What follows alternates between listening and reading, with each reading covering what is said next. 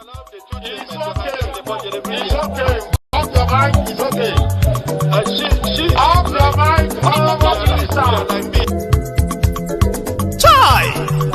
Now wow, people wey suppose talk truth to power don off mic. And if we talk, now 500,000 they go sama us, call them hate speech. But fear not, Maiyegun don't come. Him go torchlight every corner, nooks and cranny of all these bad people where they spoil our country.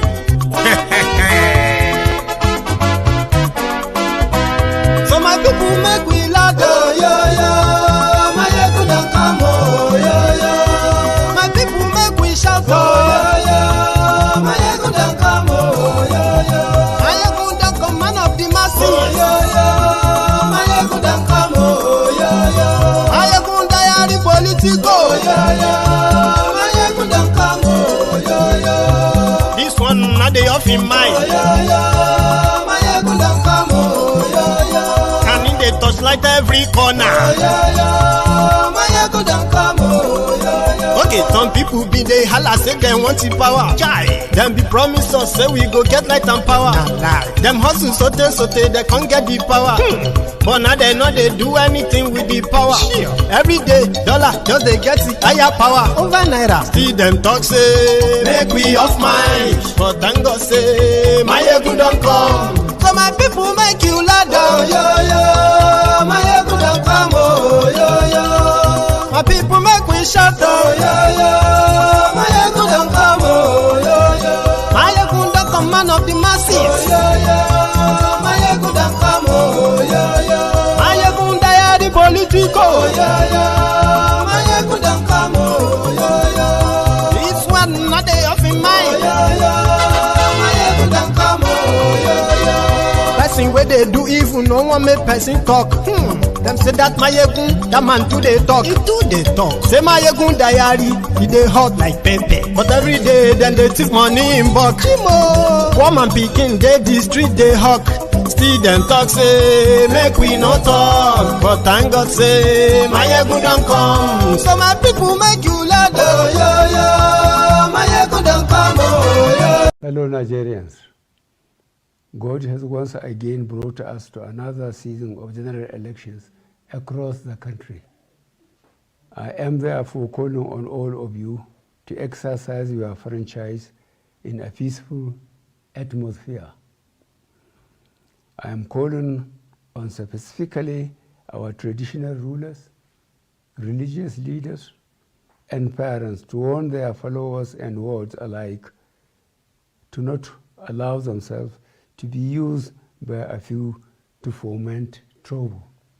I want to assure you that the government has taken adequate security measures to allow everyone to come out and cast their votes.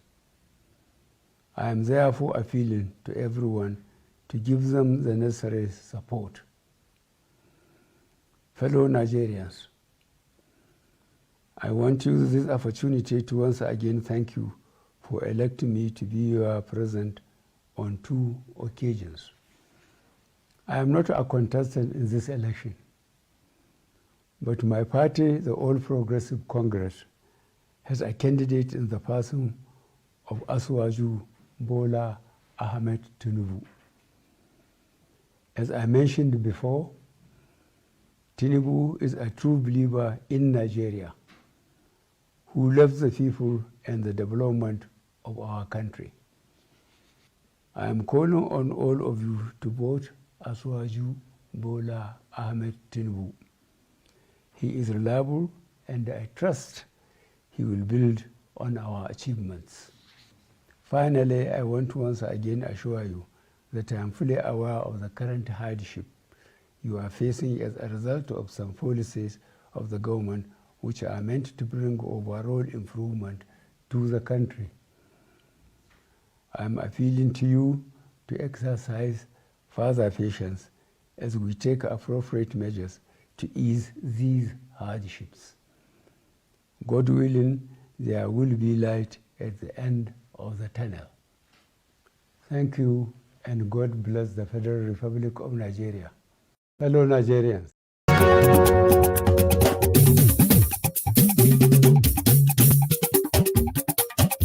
Hello there. Sorry, I was reading something. Yeah.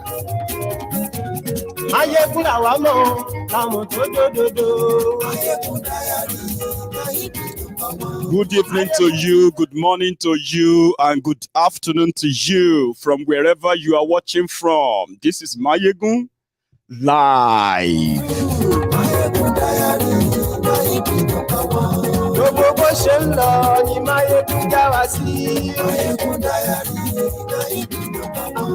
Thank you so much for joining me. I miss you too. I really miss you for the past 48 hours. Well, I was off the last night, but I'm back, refreshed, and I want you, right, to share the broadcast. We're going to start in a minute.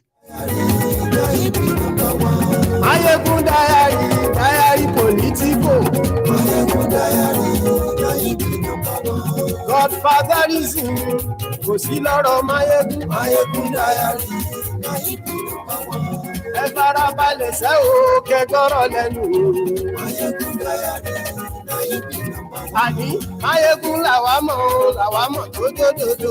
The Nigeria situation right now can best be described like this.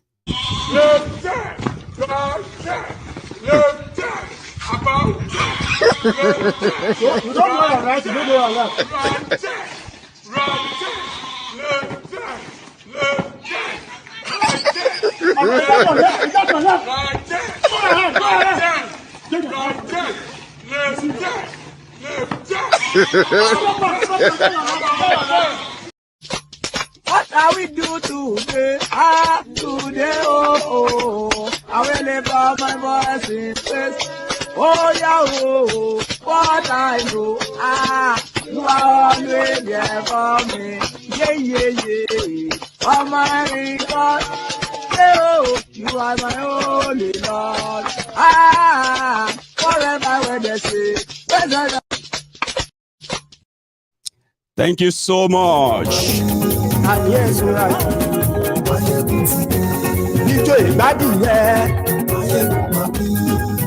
Today, Sunday, is meant to be our Sunday sermon. Just believe that this broadcast is going to be as blunt as it should be on a Sunday. Please share the broadcast.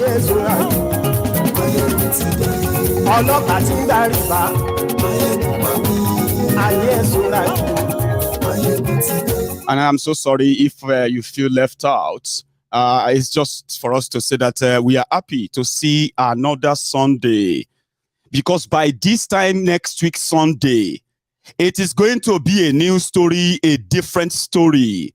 So I didn't leave you out, my dear brothers and sisters who are, should I put it as the Islamic brothers. Let's start with you. I'm sorry, I don't mean to insult you. Alhamdulillah. Alhamdulillah. Alhamdulillah. Alhamdulillah. Yeah, Nigeria is a joke, and the jokers are going to be those who are promising you a better one than the one they have offered or given to you right now. But if you are taking your time to read the caption of the broadcast, read the description of the broadcast as well. At this point, yeah, we can start. The rider for this broadcast is that is Nigeria going to have a cashless elections? Scratch that. That is another buzzword that is now showing up in the lexicon of the Nigerian politicians. Cashless election. Turning the bricks or the stones to what? To house or something, I don't know. But you know that is not true. We'll get to that part. People woke up today, or they went to bed there last night, woke up this morning, and then they started seeing soldiers everywhere. Even though some said, no, it's normal routine military work, military this and that. Okay, fine, yo. But there is something I want to tell you. Today, Sunday, the 19th of February 2023. Sorry if you are watching the replay, okay? It is still going to be as good as live. Don't worry. Today marks it 6 days before you will know if Nigeria is going to conduct elections. If that election is going to be peaceful. If that election is going to be free and fair, or flee and fear. Some said fee and fear. The two things they are offering. So we'll break that down. New Naira notes, old Naira notes is a policy that the politicians in Nigeria, especially the APC, feels like is targeted at them and is a clog, a spanner thrown into their wheel. Is primarily targeted at them. But they haven't really been able to be bold enough and challenge the person who approved the policy, who happened to be the leader of their party. A lot of you are currently living in that confusion. For those of you who have lived this far, of course, I sympathize with you. They're going to play you. And they seems to already been doing it. But wait.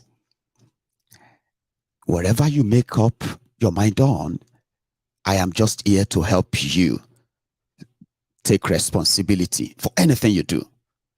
Do you get that? So they are already trying to manipulate the situation they created purposely to tackle themselves. Right? So they are already in court. And the only thing they are demanding from the Supreme Court is that the Supreme Court should overrule Buhari. Right? Why Buhari flagrantly, publicly, is overruling the Supreme Court? Because it's obvious that the whole thing is all jankara. None of them have the interest of yours. There are positive sides. There are negative sides. But the politicians are screaming more because the money they claim, the way they allegedly stashed away are in higher denominations. Right.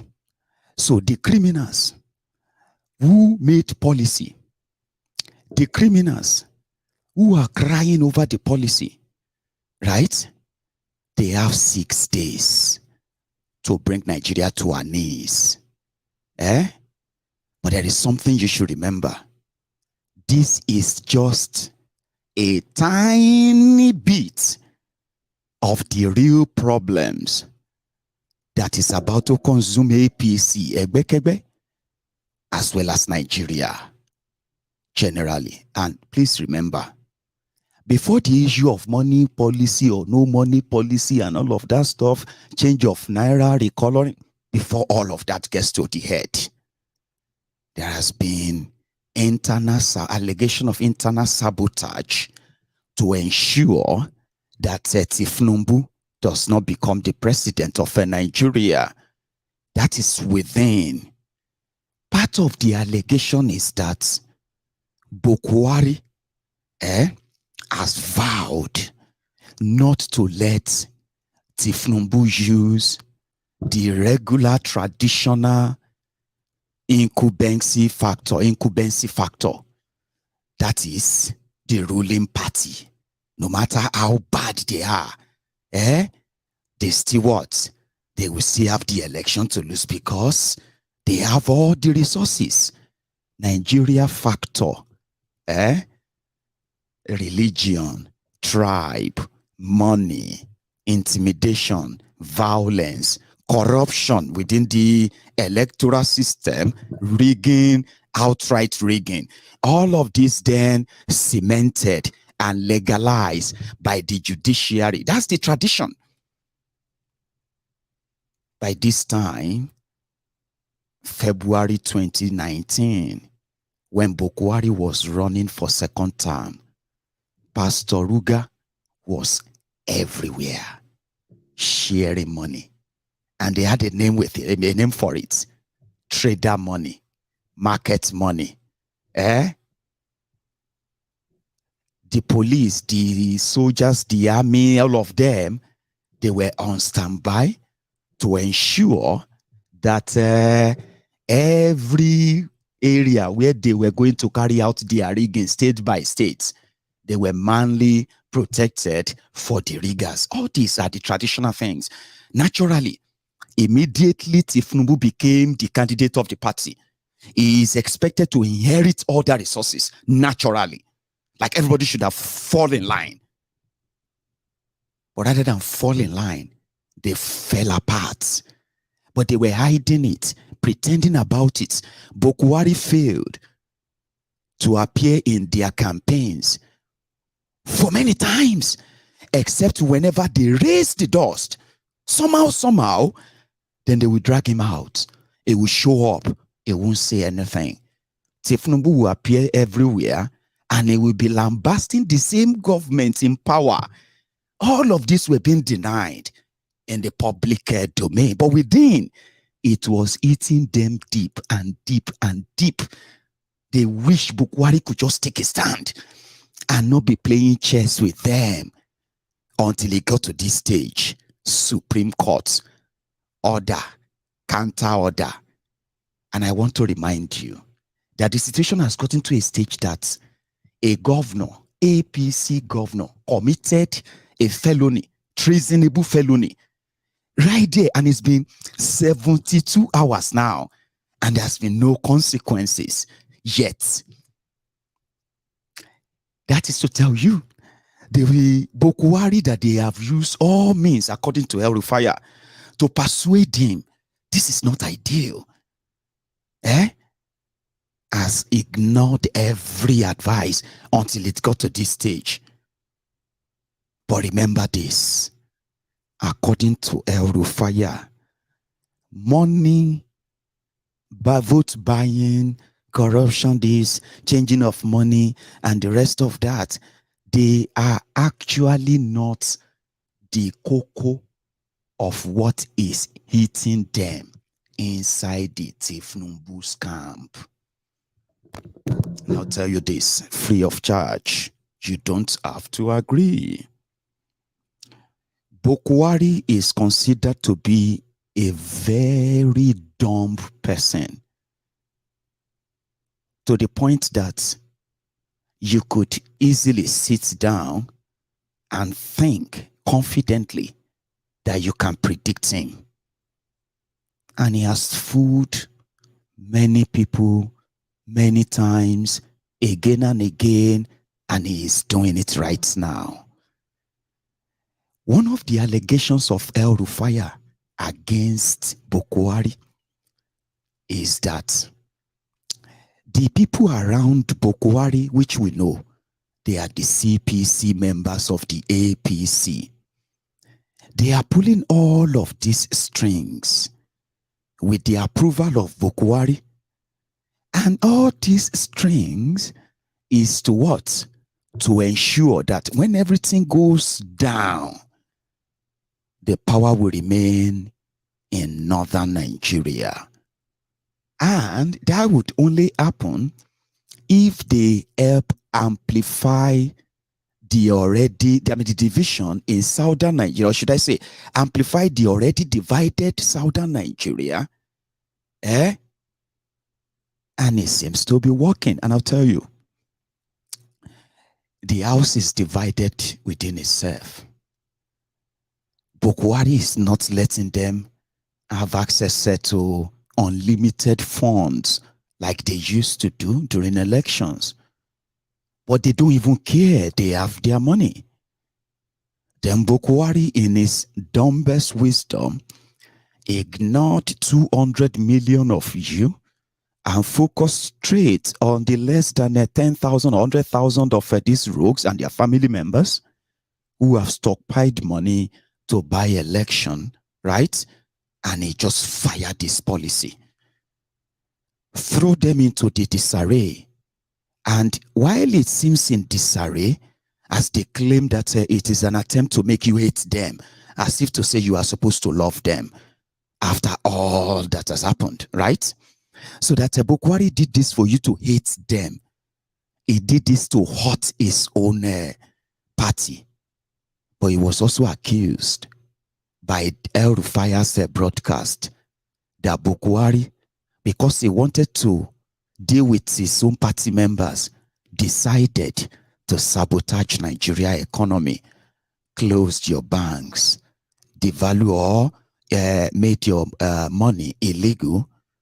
So to make things work, these APC governors, they are now coming together to rescue democracy in a way from the hands of Buhari, their supposed leader. Now, they accuse Buhari of treason, because that is treasonable too. Economic terrorism. A lot of you are going through hell. A lot of people have died now simply because they couldn't access their money. A lot of people who have this money, the confusion of who will take it. Is it legal? Is it illegal? And the rest of that has divided the country already. Are you following? The dumb Buhari is playing the rest of the smartest Nigerians. But what am I saying? I'll tell you. When El Rufai committed that crime, he was probably doing or playing a part in something that can call a grand, bigger scheme. Because you know what happened afterward? Like magic. All the APC governors, some of the PDP are joining them too. All the APC governors therefore declared their own order that they were going to close down all banks in their state that fails to collect the old notes against the order of their own president. And they are putting their arguments on the interim order of the Supreme Court to further confuse you. Within this space, their only request from the Supreme Court is that it should let the old note and the new note exist. The only reason why Buhari doesn't want them to coexist is because he said they want to use them to buy your votes, to make your vote cashless votes or cashless election, like a Mayfield's cashless economy.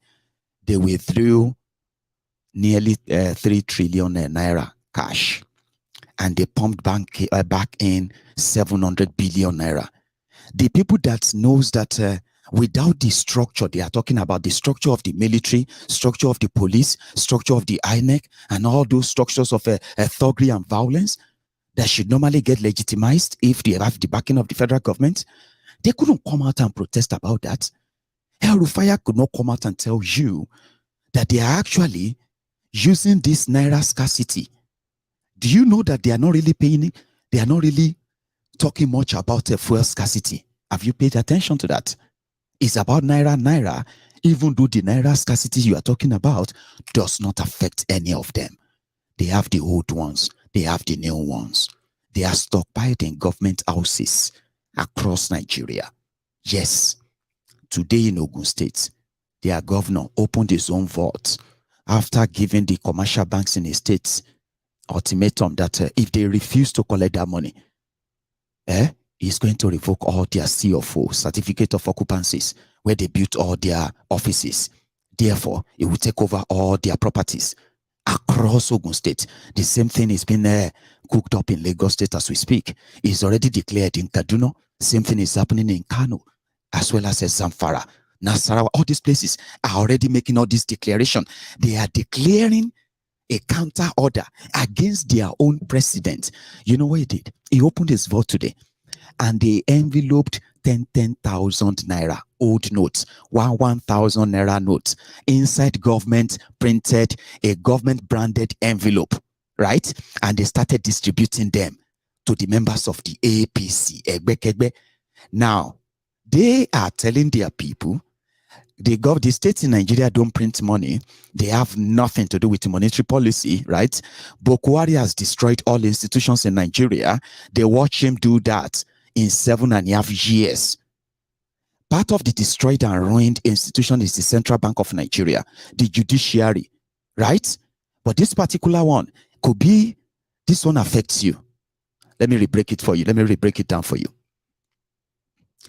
If El Rufaya and Tifnumbu and the rest of them, if they want to be honest with you, they will right now be doing broadcasts that Buhari is sabotaging them by not giving them green light, that they will be able to use the military, they will be able to use the police, they will be able to use all the security agents, they will be able to use all the institutions ready for Tifnumbu. So if they come out to say that to you, you're not going to listen to them, are you?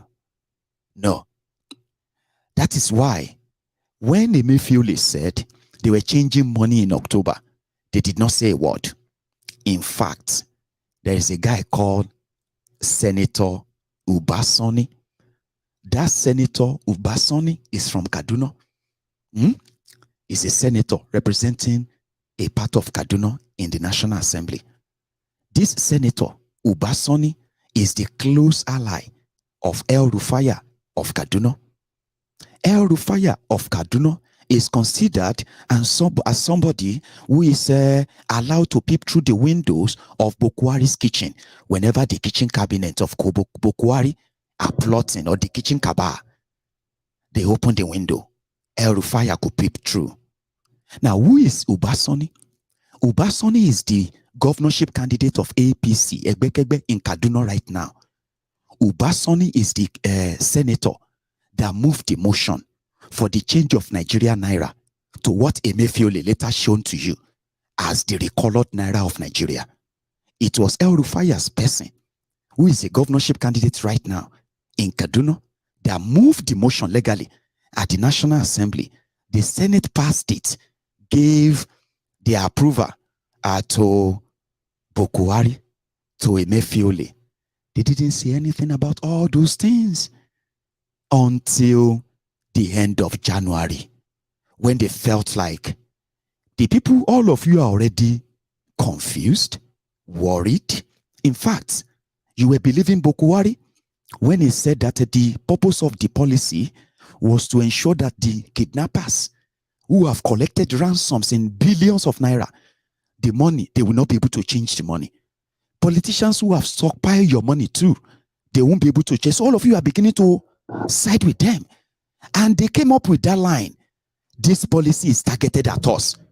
Baba, just few days before the end of the deadline. Oh, the money is scarce. Remember, the politicians in Nigeria are also the owners of the banks in Nigeria. 80% of your banks are owned by your politicians. Proxy owners, all the owners you are seeing there, majority of them are actually they are holding place for politicians who are looting your money.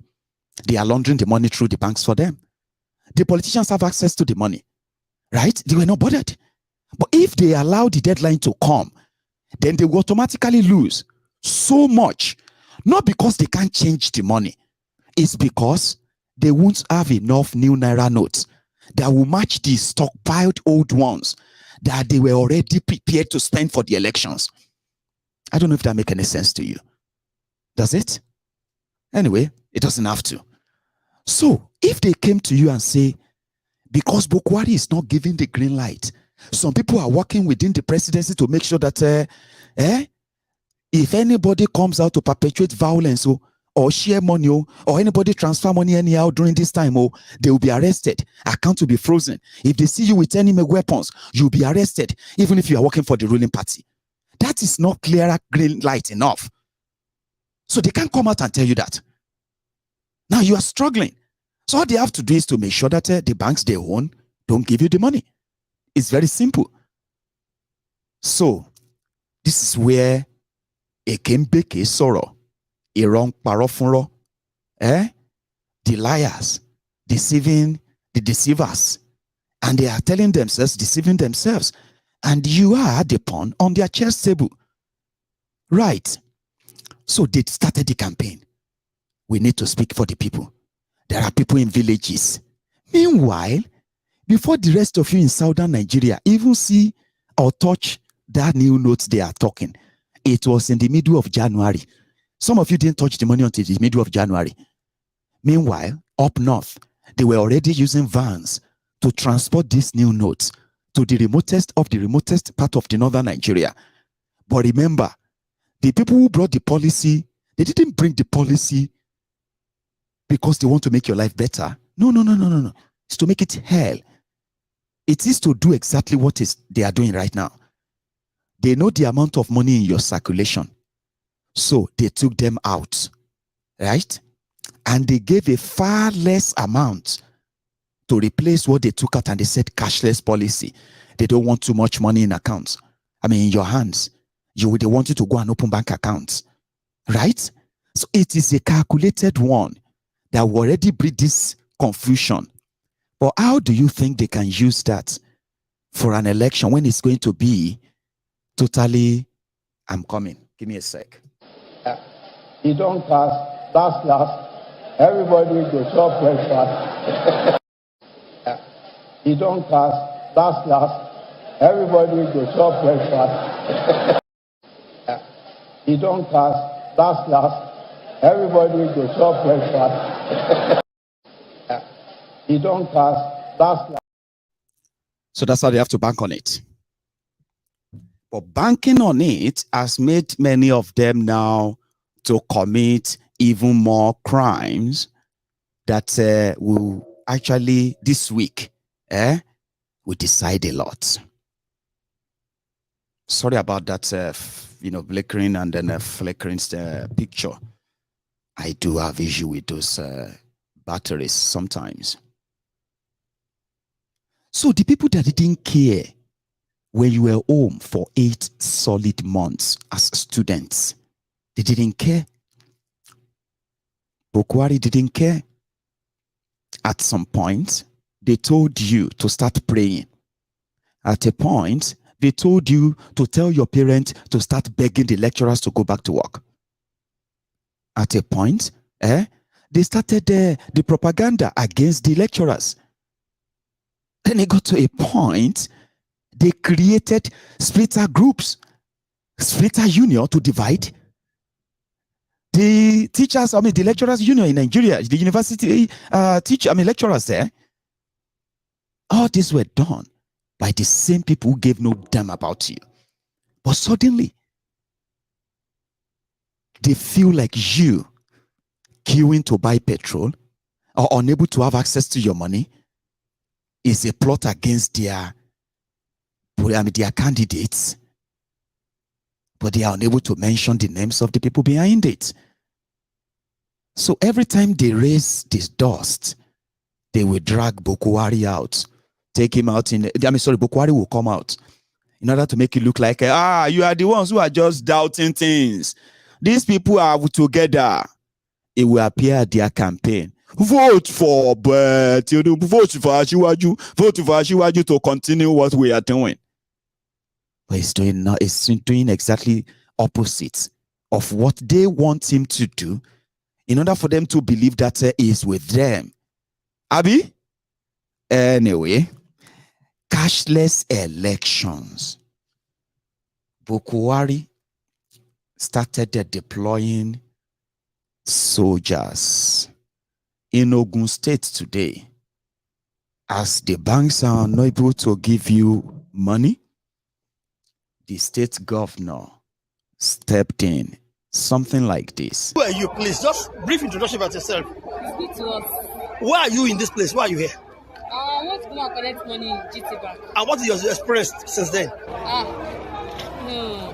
When do you get here? I want to deposit money in CBN. Okay. They say that they have postponed it to AP 10. Okay. They say if you have 500,000, you come and deposit. Now, what are you doing here now? I want to go and collect money. And did you collect the money? No. But what did the governor do for you? Governor give us money. Can you just flank the envelope? Please, just let us see the envelope. Oh yeah, down, please, quickly. Just wave the envelope. Oh, yeah, got envelope, bye. Oh, woman, wọ́n máa gbà lọ́wọ́ yìí kì í ṣe ní mo kì í old money. Wọ́n máa gbà lọ́wọ́ yìí. Ẹ máa ná so. Ó máa gbà lọ́wọ́ yìí. Ẹ dúró. Ó ti sọ ẹ dúró. Ó ti promising pé ó máa gbà. The governor is coming back. Any mistake, we are coming back. So, what do you say to the governor for this? What do you say? Ìyẹn ní kọ́kọ́ máa gbà lọ́wọ́ yìí kí lè fẹ́ sọ fún gómìnà pé ó ṣe báyìí. Àmì Èdùmàrè. I'm so sorry, I'm not supposed to laugh. A state governor, Ogun State governor, was giving people money who went to the central bank to see if they could get the new notes. They didn't get that. Those who had old notes, they couldn't deposit them. Then they heard the news that the governor is sharing money. Oh, they thought it would be new notes. So they opened the government house and they started bringing out bags of money. Old 1,000 Naira notes. And this is to tell the people that, listen, all you have to do is to make sure that we come back. If I come back as governor, I will come back and take all the old money from you. Okay? And I will change them to the new ones for you. If anybody refuses to take that money from you, just call these numbers. We will shut down the business. All of these are the counter meeting done by the El Rufaya and gang. That is going to be their fighting, their way of fighting back. Government house with, is it billions? Somebody said that a Northwest governor currently have 22 billion naira cash inside the government house in Kano. You should know they are talking about Gandola. Suddenly, the people that kept our people poor intentionally, the people that made policy that will further impoverish our people, suddenly they decided to bring out worthless money that their own party has declared illegal. Their own government declared illegal. They brought the money out and they started sharing them to the people. What does that tell you? That means Buhari and the Emefiole. So they were right after all. They were actually stashed money in government houses in Nigeria. And they are meant for election. If there were no money, if there were no policy about changing money or anything, by Friday, the 24th of February, you will see government vehicles protected by the police, the military vehicles, transporting bags of money everywhere. According to them, the party agents will need to buy gala. They will need to buy drinks because they have to be at the polling unit all day. But with this, these guys are now showing that indeed APC, Egbe, starting from demo, Nigeria politicians, they are worse than the devils. Whatever the definition of the devil in your book, these guys are, I can't describe them. And a lot of you are in bondage. You are in their bondage. I wish I have some superpower, right? To deliver you. You are in some bondage of these criminals. They put you there. Your reactions and every other thing you are doing right now, they put you there. But look at it. The same resources that could have indeed helped you lead a stable, better lives, They stole them and stockpiled them for a period like this when you are more like frustrated. And it is almost working. The question now is, how long is the confusion going to be? Again, I really sympathize with so many of you who have ignorantly fallen for all their lies and the whole back end. I'm coming back to the political part of it. I sympathize with you and see. May God see my heart. Okay? I sympathize with you. But you see, those of you who are actually like the Lagos Abobakus who are looking for those to drag into your pity party and the rest, I'm going to tell you something tonight, and you don't have to take it. You know, you never really take anything I say anyway. Okay? But I'll tell you something tonight. You see, these 6 days, as much as it is crucial for so many people who are saying that they want to stop APC or stop Tifnumbu, it is also crucial for Tifnumbu as well.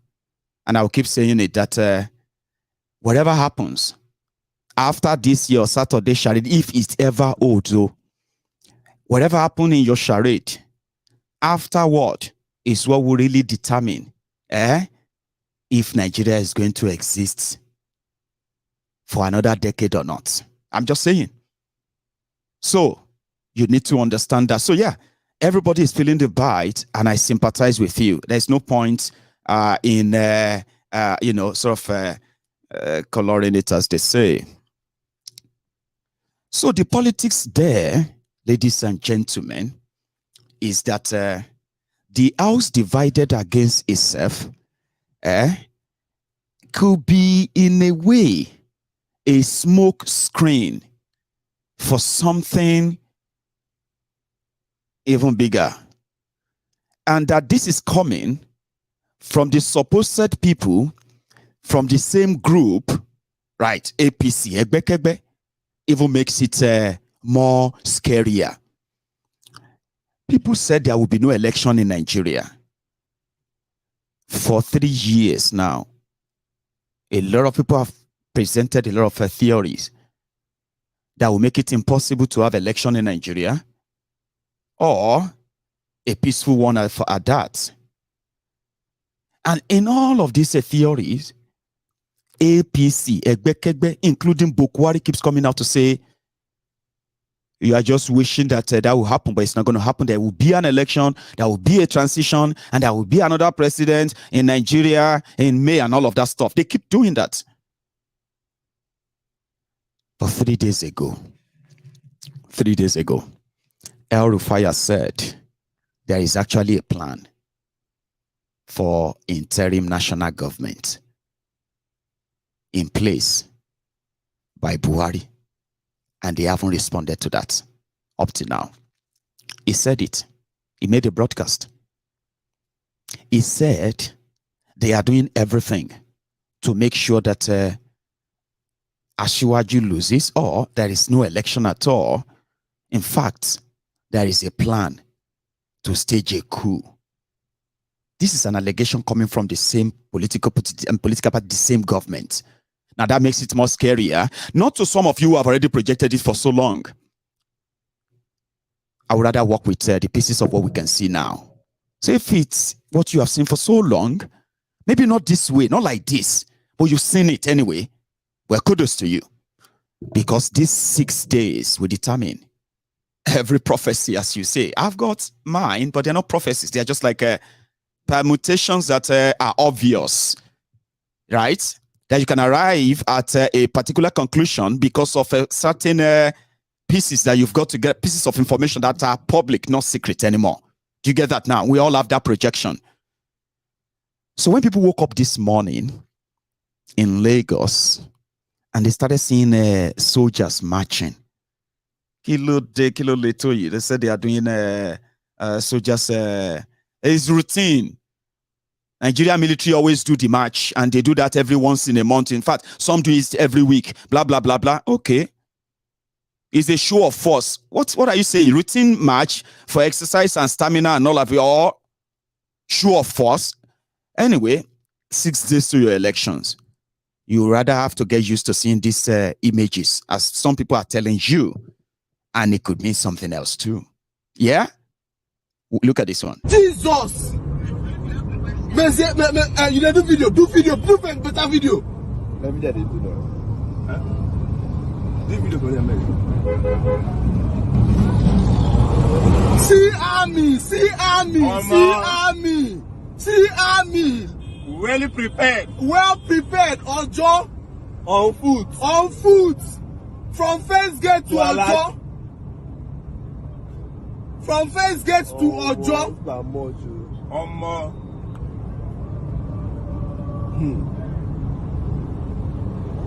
Mandy black. Those are DSS.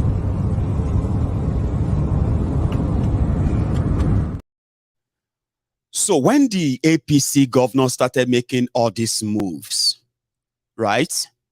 Do you remember when I told you that, have you observed that there hasn't been any real successful protests in Nigeria since APC Egbekegbe came to power?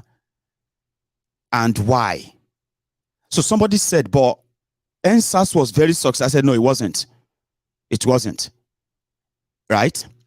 Because the violence of the government ended up chasing the protesters out of the streets, not the demands of the protesters forcing the hands of the government to change what they are demanding for, like we used to see in the past. And that person said, why? I said, so simple. The people that usually organize protests in Nigeria, historically, successful ones, when we are talking about endless protest, group here and there, people being jailed, journalists being picked up against military, against civilian, and until 2015. They are those in power. They are those who went into alliance with the CPC. We are talking about the Tifnumbu's gang from the time of Nadeko to the time of Afenifere, from then to the time of Ohaneze and the rest of them. There are those coordinating them, my brother. Then to the bigger part, NLC, TUC, NUJ, CAC, FMD. Sorry, those ones don't exist. I'm just making those up. There are those who coordinate all these guys. With a single phone call, they will group. With a single phone call, they will shut everywhere down. Pengasan, Kegasano, Igonsano, and that san everywhere. But the moment APC Egbekegbe came to power, they started giving the heads of all of these organizations, who are actually politicians pretending to be NGOs in Nigeria, CSOs in Nigeria. They started giving them appointments. They started dismantling all those structures that were funded by the politicians from southern Nigeria, obviously. They won't need them anymore. So it was easier then that when Buhari's government gone rogue, arresting citizens anyhow, killing people anyhow, making people disappear for criticizing the government. There were no real sounds or strong voice to stand up, except the echo chambers. Thank God for social media. If not, you know what I mean? Straight to the plantation camp. Social media came to our rescue at some point, and we all regained our voices anyhow. And then it became a threat that even the APC, in fighting back, decided that the Nigerian lawmakers should give them laws that could turn the social media into a power switch that they could turn on and off and on, whenever they like. But they are still yet to be able to do that. Trust me. It was them. Arrest them. Close their bank accounts. Go and look for the prominent ones among them. If they say they have no leaders, let's target those who are really outspoken among them. Shut their pages down, shut their tweets, shut everything. That could give them that influence. Any traditional media houses that associate with this generation of these young people, shut them down. Then it became a class war, like a Dele Farotimi would say. He did say that on my program. He said, Maiyegun, the problem of Nigeria is not religion. It's not tribe. It's not ethnic. It is class war. So it was easier that people became profiled and targeted by APC. They even went as much as banning Twitter in Nigeria to control the conversation. They lost. These guys didn't say a word, a jack word. But 3 months to the end of the madness, 3 months to the end of the terror, the people that enabled the terror for years, those who called you wailing wailers, those who called you enemy of Nigeria, those who watched Buhari divide Nigeria to these irreparable states of precipice. They suddenly care that they won't have money for election, and you believe them? Of course I don't. But you know something? Like Pastor Ruga said, last, now everybody go chop the breakfast. Evil that you see so have no friends. You can't defend evil and feel protected. You might as well consider yourself as the most dumbest person. And if you have actually been associate of APC, you have associated with evil. And if you think you are saved from his pang and his consequences, oh, I'm going to let you think again. You get that? You would have to. Because according to the people, there is something bigger. It is no longer in their favor. And if they should be out of favor and out of power, and that is because of one selfish man called Buhari, they might as well just break everything up. Guess what? Those who rejected restructuring have restructured Nigeria because they disagreed with what? Policy of Buhari that doesn't even affect them. You are going to see the new Naira notes on the day of your election. You will be shocked. They have the money. But that's not why they are shouting. So at first, that's why I said, in my mind, this is how I feel. To those of you who are the victims, genuine victims of this soul madness, I cry, I crow, I crew, I cram for you, which means I shall cry, I tear. But for those of you who have been friends of evil and you think you are actually you are doing this to hurt anyone but yourselves, there is also a way I feel towards you. Both feelings are expressed in this clip.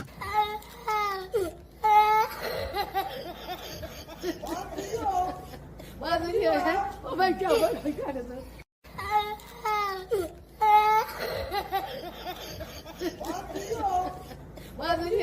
Oh my God, oh my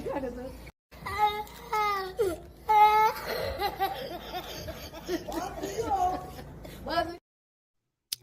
God will shame you. Maiyegun, you will see Ashiwaju will be the president on Sunday. Baba, when that Sunday comes, do you know how I'm going to feel? It's going to be something like this, if you don't mind. What shall I say unto the Lord? Yes, Lord. All I have to say, thank you, Lord. What shall I say? Thank you, Lord.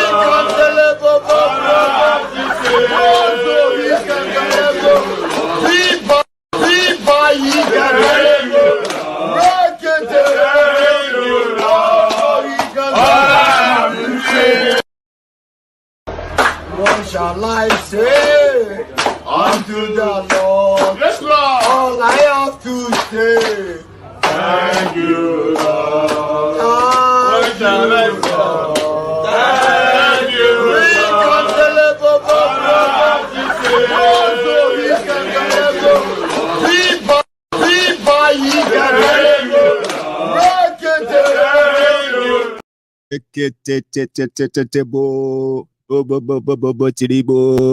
on Sunday. I'll get to that part as well. I've got something to tell you about that.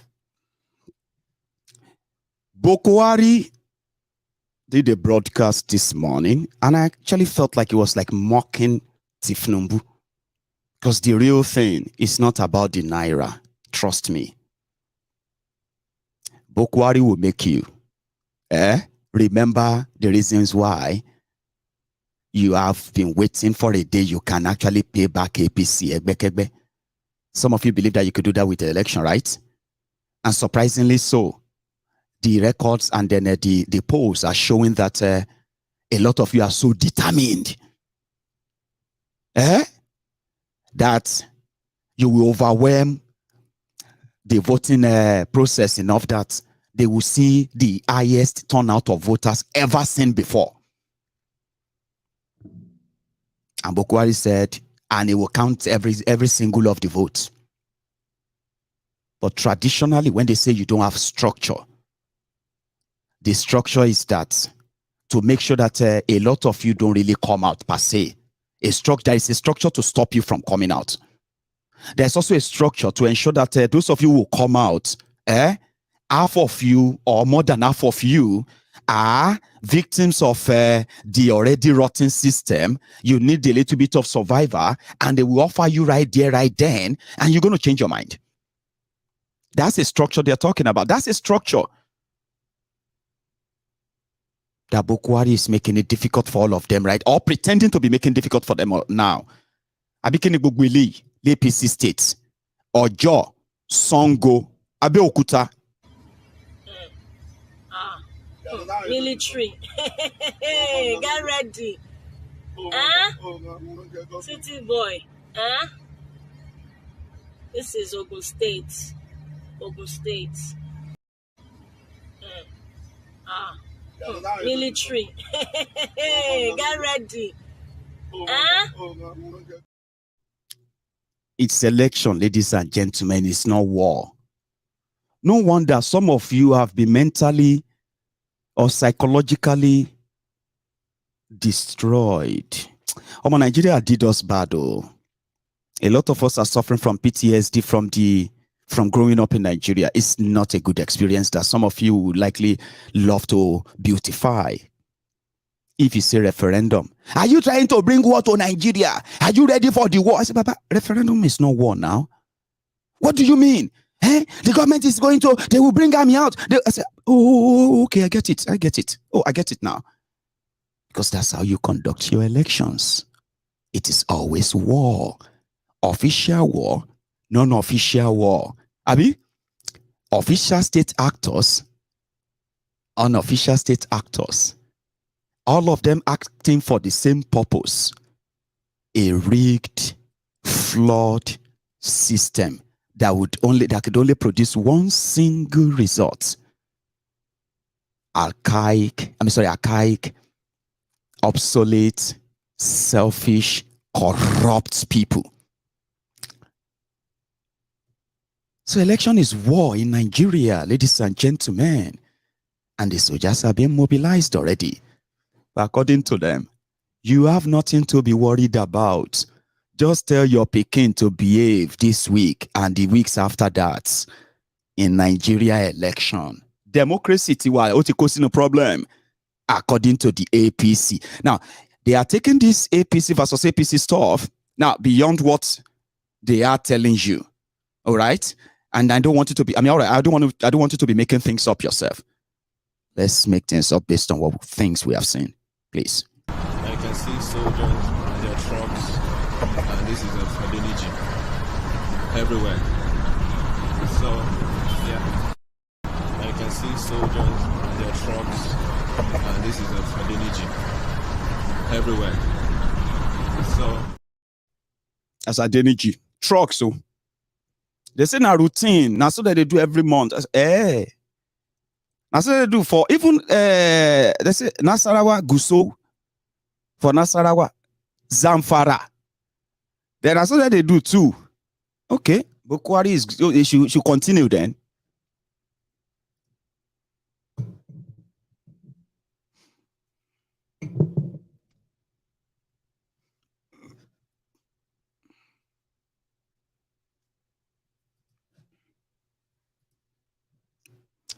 So this is bringing them a lot of concern that they don't like to publicly admit. Okay, yesterday, to show to you that they don't have to give anybody money before they are going to support APC. They went to Borno, even though this morning or this afternoon, all APC governors have decided, I've met with Kolu to talk about what is going to be next. I'm going to tell you a few of the things I don't hear say go happen this week. Don't quote me, but just have them at the back of your mind that in every rumor, there is a possibility of truth. And lies in it there, the truth as well. I'll tell you. So when they got to Borno, they said, almost see cashless crowd. They were so proud. They were so proud. Like, look at the cash, look at the crowd. Anyway, maybe they did transfer or not. Let's go to that Borno, Maiduguri, the headquarters of the Boko Haram in Nigeria, especially where the running mate to Kolu was once a governor. A state with about 27 local government areas. But as we speak, only just about 5 or 6 of them are under the control of Nigeria and the state governor or government of Borno State. The rest, you're asking me, Maiyegun, what happened to the rest? Controlled by the terrorists that said they want to Islamize Nigeria, Boko Haram. A majority of the population of Borno State, they live in IDP camps. In fact, the success of their governor, which was given to them by the same man, the shitty man. This governor success is built on him building houses for displaced people by Boko Haram's in Nigeria, Borno State. But ladies and gentlemen, according to APC, the first cashless campaign by shameless people that can never be shamed. Cashless campaign, ladies and gentlemen.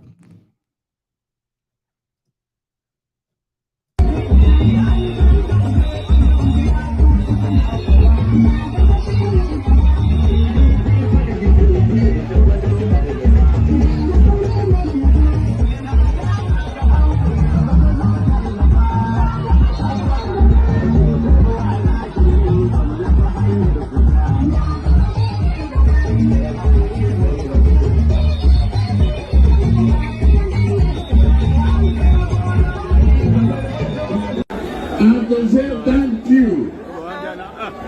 Mungo Day.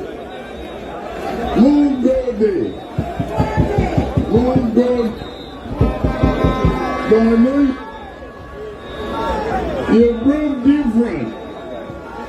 And the word renewal is here.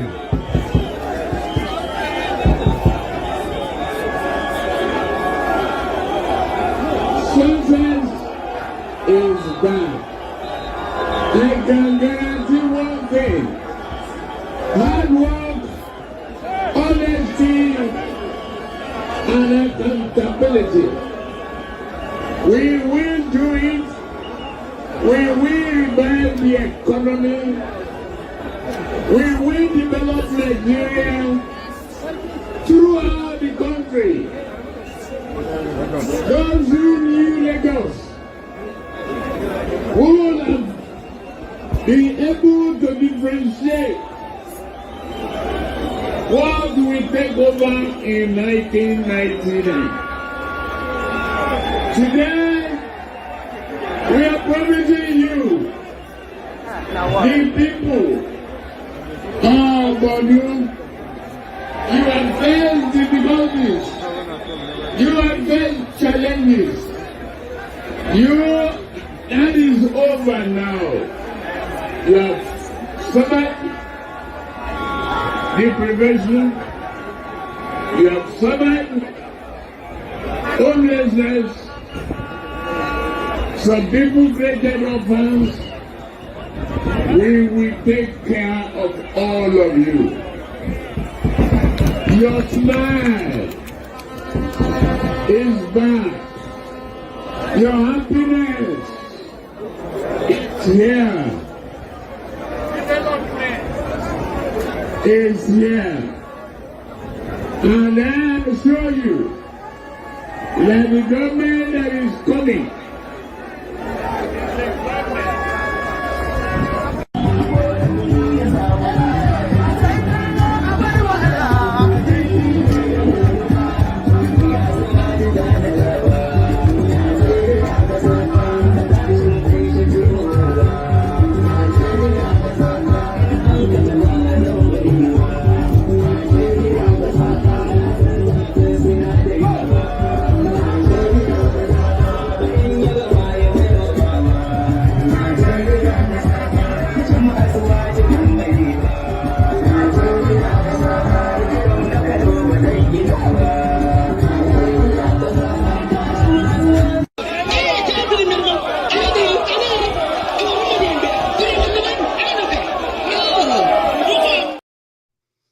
anyway, so that's from Borno. Hope is here.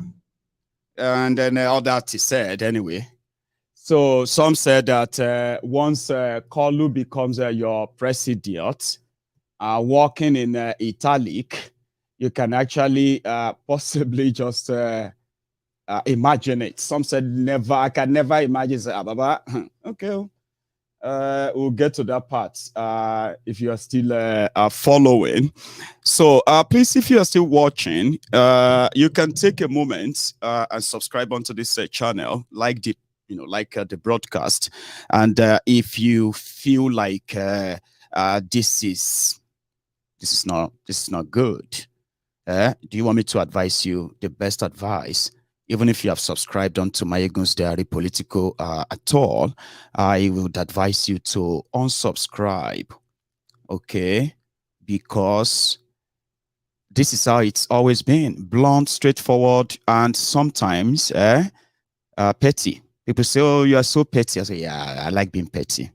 But if you enjoy being truthful, sincere, and factual, do you understand? Factual in analysis and things, right?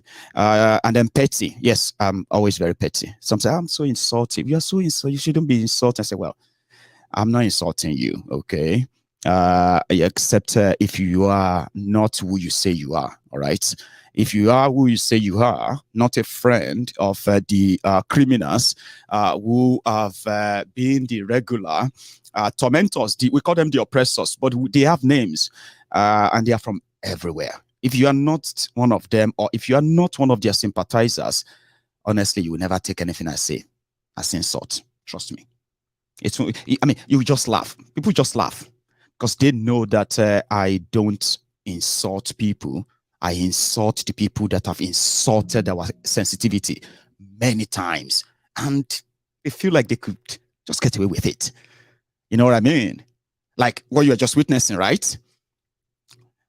A criminal gang came together as a political party and they took over government in Nigeria, right?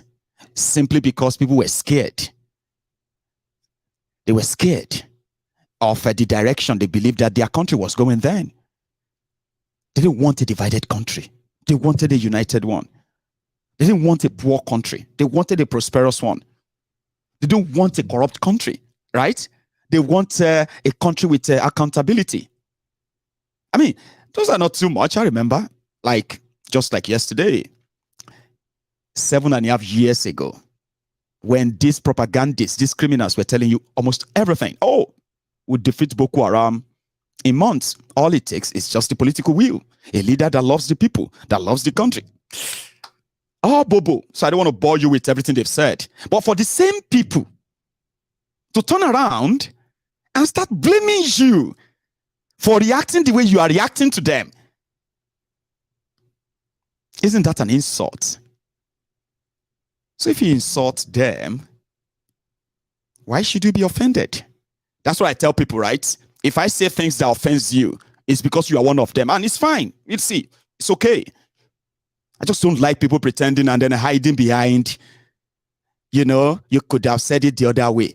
You should know that, are you not a Yoruba? No, come on, all those things don't play on me.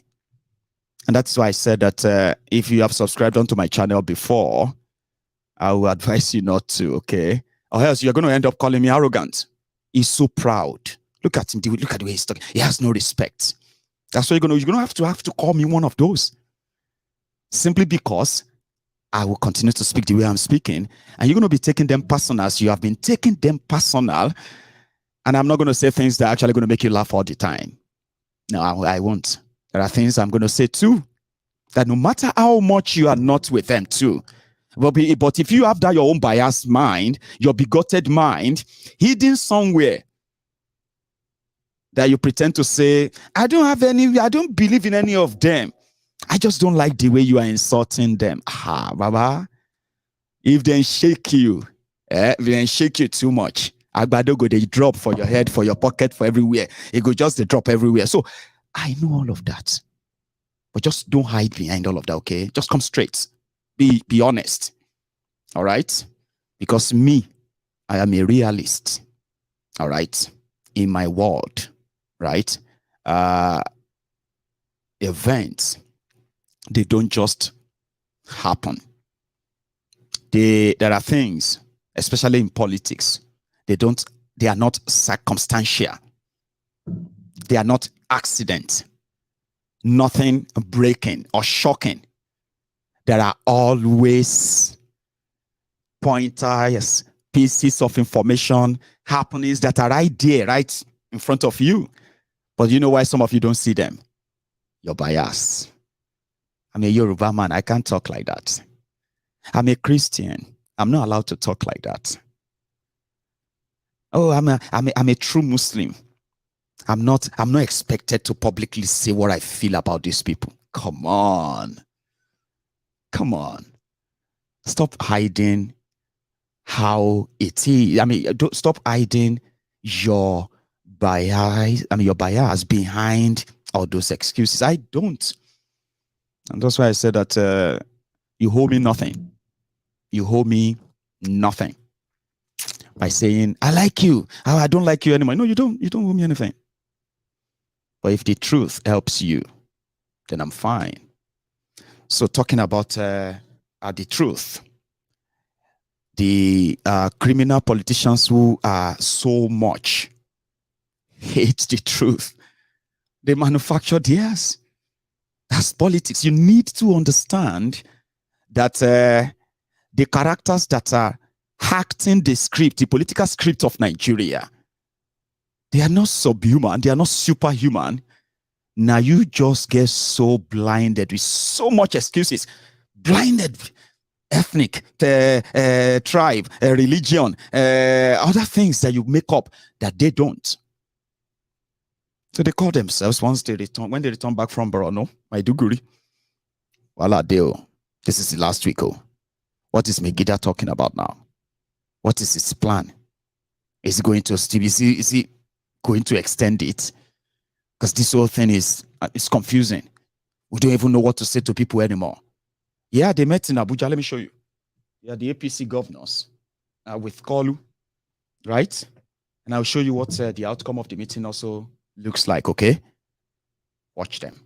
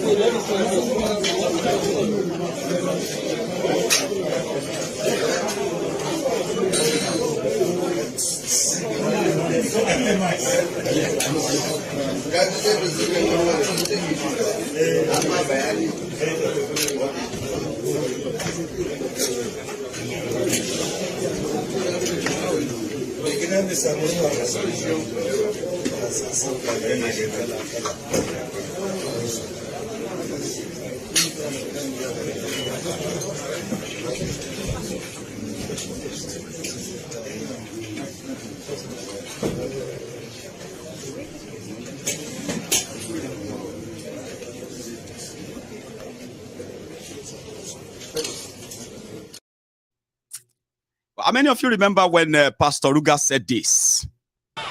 The future of our children compels us and compels all of you, our distinguished delegates, to vote right tonight.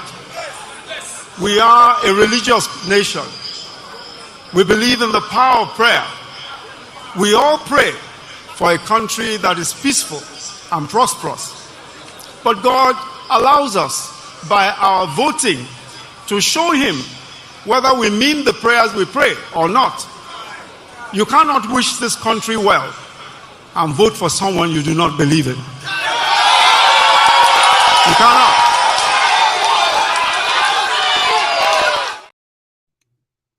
So, Pastor Ruga, in the camp of Tifnumbu, is a betrayer. They even printed posters that they distributed all over Abuja and Lagos. His image, calling him Judas, who sold his master. And since then, he has gone incommunicado. But they are calling him out now that Shitabanja Bika Kuni. Now that the old people are ganging up against Tifnumbu in the villa, is he part of them? Or is going to defend his master, Tifnumbu? All of these are going to come out this week. The dragging will be more public and they will be more direct. And I think to add to that confusion, that was why Buhari made this broadcast. It's not even broadcast. First, they started tweeting for him, where he was saying, fellow Nigerians, I want you to thank you for all you have done for me, my life, and my family, especially the one you did for me on my health and then my family changing all their lives. Twice. And I understand the hardship you are going through. Okay. However, Kolu Jagabandito is the candidate of his party. And he will continue from where he is going to hang the boot on the shege you are saying that you should vote for him. I think people started saying, no, Buhari didn't do this. So Buhari did not lie, you know, nonsense. You know, don't start. Remember, when El Rufaya first said that they have to extend the deadline of the Naira swap from the end of January to the end of June. Then the rumors started flying that they are going to extend it by 10 days, only for them to go further to the Supreme Court to get it to 15 days. That's 15th of February. Yeah? Where is that? Right. In fact, this is what I want to show you next. Watch this before I continue that. For doing election. Because demographically, we are winning. We are clear ahead. How do you? And secondly, let me tell you this. The election is not even here. Let me go down to the basics of election. And I think my brother Dogowa mentioned it some 2 days ago. You know, when he said there are legitimate funds approved by law. Don't forget that. For me to run the elections, I don't need to launder money. He said for him, for example, he needs 70 million as approved by law. As approved by law, we have about 5 billion approved by law. You know that. What do we need to launder money for? And let me address this issue of moving money during election day. INEC said now they need money to move during election day. When you tell people this and you deceive Nigerians, you are just being, I'm sorry, you are being economical with the truth to Nigerians. They are going to sack him this week. Only one more lifeline is left, okay, for the Ugeli charge and bail lawyer, Festus Otobokeyamo. So, they're going to sack him this week. Because the pressure is going to get to that stage where he's going to say more. Okay? INEC came out and said they don't need the Naira notes. They don't need Naira notes to get the election done. They've said that many times. But Otobokeyamo continue to repeat that. And at the same time, there's more he said. I'm still going to show you. Show you guys.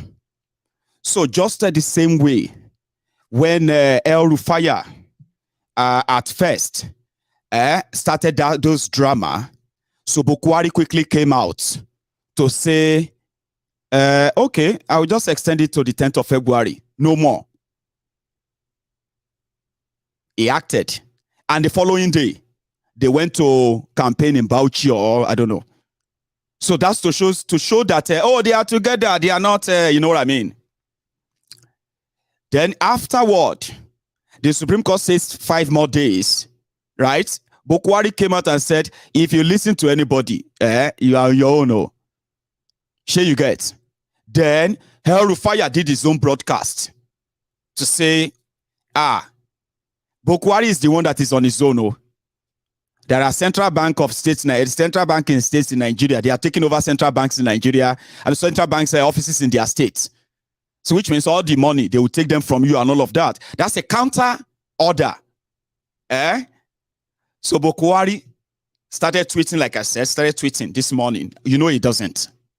It's either Tolu or Bashiru or Femi Oponu Adesina or Gabeji Sewu or Layamo. These are the people that usually control the social media of Buhari. In fact, Bashiru, you remember Bashiru, the special advisor to Buhari on Twitter, Facebook, and Instagram disputes. Some of you don't know him, but some people know him, especially some young people. If you are on Twitter, you know Bashiru Ahmed, right? So these are the people tweeting all that nonsense. But to prove that, even like I say the chess game don't enter another range now, they had to say, Baba. Some people don't believe saying, are you the talk? What do you want me to do? Let's do small video. Oh, yeah, put your back for that place. I'll use my phone. So Buhari did it's not a broadcast again. I don't know why I kept saying broadcast or short video to let everybody know that everything he is typing, call, now in the type amo. Person where they hold Naira, president of a country that controls the central bank, holding the Naira, creating the chaos, started tweeting about the hardship. The petroleum scarcity, fuel scarcity in Nigeria has been there for months. It's like it's not happening. It's like you are just going into the filling station and buying fuel and everything is just normal. Some people just want to hate APC. That's why they don't want you to see Naira. But the man behind it started playing the mind game with all of you again. The man that you believe is dumb or dead. Sure you get. Say, Baba, yeah, people don't believe saying, are you the tweets? Oh yeah, fellow Nigerians, because if you don't put fellow Nigerians, it won't read. But Baba, it makes sense. Be honest. This won't make any sense. From President of Nigeria, the one that is behind everything you are facing right now. Guess what? The coward Tifnumbu Lagos Sabobaku Shogu Alimajiri, the ass lickers, the ass kissers, the crumb eaters, and the crumb chasers, the all risers. they are not bold enough to face Buhari, but they will face him this week to make them more confused. I'm still on your side. I am not just going to let you use the army. And I'm not going to let Emefiole pull the bullion van for you, the one you keep in your house. Well, if you can convince people to collect it from you, that's fine. But I'm not going to change my mind. But I'm going to tell them that the hardship, I understand the hardship. And we are doing everything to make sure that the hardship stop. Yeah? But the Naira and the 1,000, the 500, they will still remain illegal. He didn't say that in the video. That's why I said this video this morning sounded like somebody just toying with you, playing with you, Nigerians, anti-Fnumbu, and adding to the confusion. Fellow Nigerians, God has once again brought us to another season of general elections across the country. I am therefore calling on all of you to exercise your franchise in a peaceful atmosphere.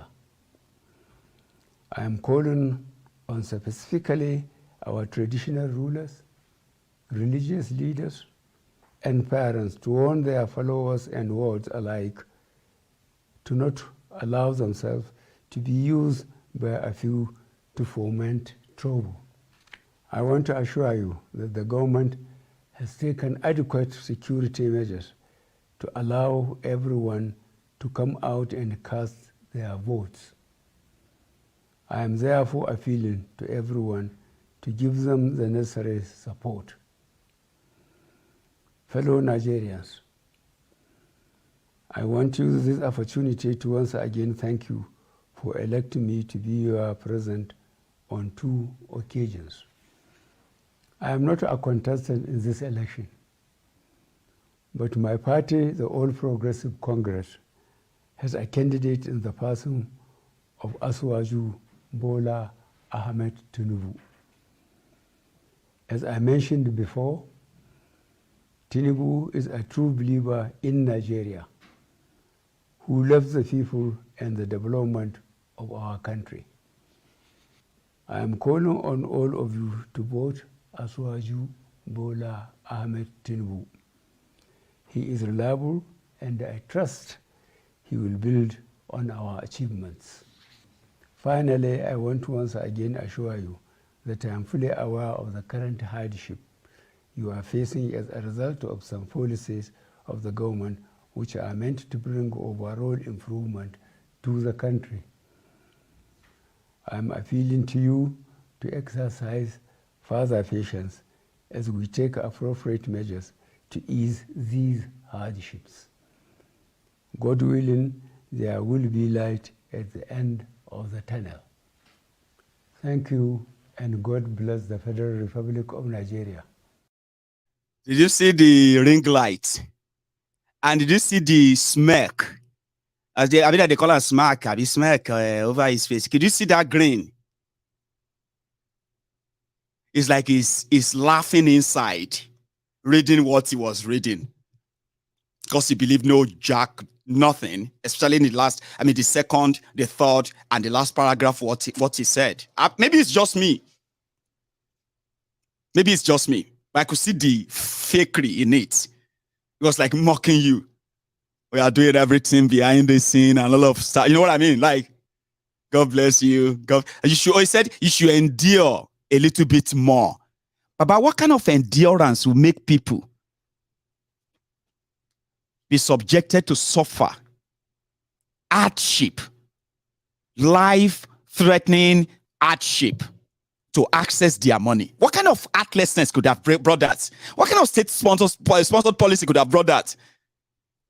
But there has never been any divide and rule tool introduced into Nigeria politics, and this very, very effective and confusing and working in the interest of just one person that a lot fail or find difficult to blame. Even when they try to blame him, you know what they do? They blame people around him for misleading him. And he keeps doubling down. So that's the fakery I saw. I was like, that's the fakery behind that, that mask. That's why I said maybe it's just me. You get what I mean? Like cashless policy, so that people won't be carrying money about. And we want people to be safe from giving money to terrorists and all of that. Whatever it is not working, right? But guess what? A divide and rule, very, very potent divide and rule tactic, right? People who don't like Buhari strongly believe that it is targeted at the same people of his own party. So he's about to let the politician loose. Now that Obi is making so much wave, that could be to his advantage. Therefore, it's APC versus APC, Charade. The APC members who have kept quiet, for 7.5 years, because they had nothing to lose. Power, money, wealth, everything was intact. Nothing was threatened, despite the failed government of APC. They never felt threatened until now. And they are not threatened by you. They are more threatened by their own person instigating you against them, and then tying their hands behind them, making it difficult for them to fight back. Even as I speak in parable, Abi. What are you talking about? I don't understand. You don't speak in parable. No, I'm not speaking in parables. Let me tell you. You are angry with APC. Naturally, you will do anything to deal with them if you are given the chance. Yeah? Great. Buhari has given you the chance to deal with APC. But by making the people he is targeting also to feel like they are fighting for you, they are fighting him for you. Meanwhile, you have known that he is fighting them for you, believe that he's fighting them for you. So it's a matter of time. It will soon be over. 7.5 years and 3.5 months. We can endure anything, Buhari. So what does that mean? You are on his side without even having to campaign to you that supports me. You want him to continue no matter the hardship. And if he continues, his own people are going to lose the power. Do you get that now? So somehow, you are against the people that are against him. Even though he is against you. His government, his policies have always been against you. Your economic interest, your citizenship right interest. For 7.5 years, this is your life. But for this last minute, the divide and rule is working so perfectly well. All Buhari has to do is just to watch. Just watch. If there's going to be election or not, now we'll not go decide. All he has to do is to provoke those who understand what they're about to lose. And at the same time, raise the optimism of you that believe that by doing that to them, the establishment will crumble and you will win. Do you understand that now? No. Sorry, don't blame yourself. Okay? It is Nigeria politics. Ask anybody who can actually explain it better than myself. They will likely come back with this.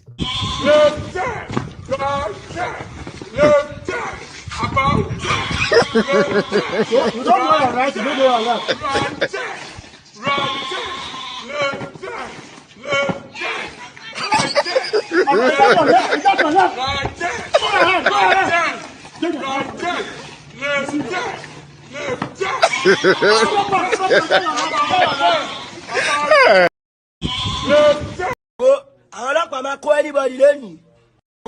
Àwọn ọlọ́pàá máa kó anybody lẹ́nu. Àwọn ọlọ́pàá máa kó anybody lẹ́nu. That's it. So people can be telling you things and all of that stuff.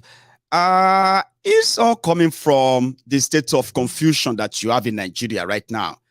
So if you are confused, what is all this? Hey, who are the people behind this? Stop hammering your head.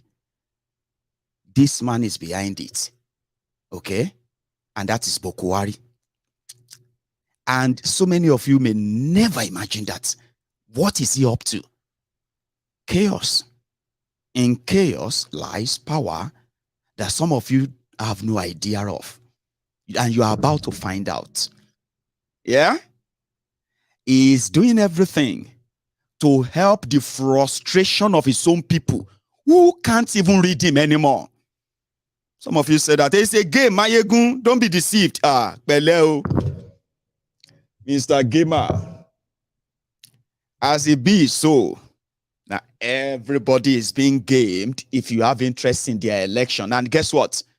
All of us have interest in their election. Whether you have a interest of it being successful or not, whatever, you know that whatever the outcome of their election or no election or their whatever happens there, we are interested because we are all going to be affected. And that's a fact. You know that. He's told them in Hausa like this. That same English message, briefly. Jam'iyyata wato APC ta tsayar da ɗan takara shine Bola Ahmed Tinubu. Kamar yadda na yi ta faɗa a baya, Tinubu cikakken ɗan Najeriya ne, mai son jama'a ne da kuma ci gabansu. Ku zaɓi Bola Ahmed Tinubu. Zai riƙe amana, kuma idan Allah ya so zai ɗora akan yadda muka tsaya. So the general of the Jagaban army has been told that they should be on standby too. Sure you get. The Jagaban army, who were also getting ready. One of them actually got the contract with INEC to transport INEC voting materials in Western Nigeria, including Kwara, Ilorin. MC Olueron is doing that. But I want you to listen to this guy. He's a minister in Nigeria. Festus, meanwhile, he's also a senior advocate of nuisance or senior advocate of nonsense. That is Festus Otobo Keyamo Ugeli, charge and bail lawyer. For doing election. Because demographically, we are winning. We are clear ahead. How do you? And secondly, let me tell you this. The election is not even here. Let me go down to the basics of election. And I think my brother Dogowa mentioned it some 2 days ago. You know, when he said there are legitimate funds approved by law. Don't forget that. For me to run the elections, I don't need to launder money. He said for him, for example, he needs 70 million as approved by law. As approved by law, we have about 5 billion approved by law. You know that. What do we need to launder money for? And let me address this issue of moving money during election day. INEC said now they need money to move during election day. When you tell people this and you deceive Nigerians, you are just being, I'm sorry, you are being economical with the truth to Nigerians. Every political party needs to move money around on election day, not bribing of voters. Let me tell you why. You have appointed agents across 177 polling units across the country. Listen to this. I want Nigerians to listen to this. They are telling them lies, including people who says they don't spend shishi. They are telling them lies. They move money around. You need to give these agents stipends because you need them to wait. And this is legitimate money approved by law. It's not bribe. You need to wait from 8 o'clock when the voting starts. You need to wait at times to 10 o'clock in the night. Are you following me, Shehu? These agents need to be in place. Don't leave there for 1 hour. Don't leave, because when you leave, they may manipulate your vote. So the parties require them to stay. And don't leave there. When they stay, they need to drink Coke. They need to drink Pepsi. They need to go and buy bread for me and Coke. I'm not living here. They will give stipend. That is what is done. Mr. Keyamo. To agents. So these are the things they give. It's not just a moment. They are deceiving Nigerians. Just why is it that I want to finish now. No. This logic of because saying you want to buy this is not a free air time. Like I said earlier, why is it that the APC is the only political party vehemently fighting this policy? No, because it is designed. They think they want to design it to rile up anger against the ruling party. Don't forget that once there is an anger on the streets about a policy, then it is against the ruling party, supposedly. Do you understand me? I'm struggling to explain to you. So it's not about the money now. It's about an experiment in behavioral pattern of Nigerians. That look, once we gaslight them, once we push, we make sure they will think, what are they doing? The Nigerians are suffering. It's the APC. It's the APC. Now, look at it now. It has turned around against them.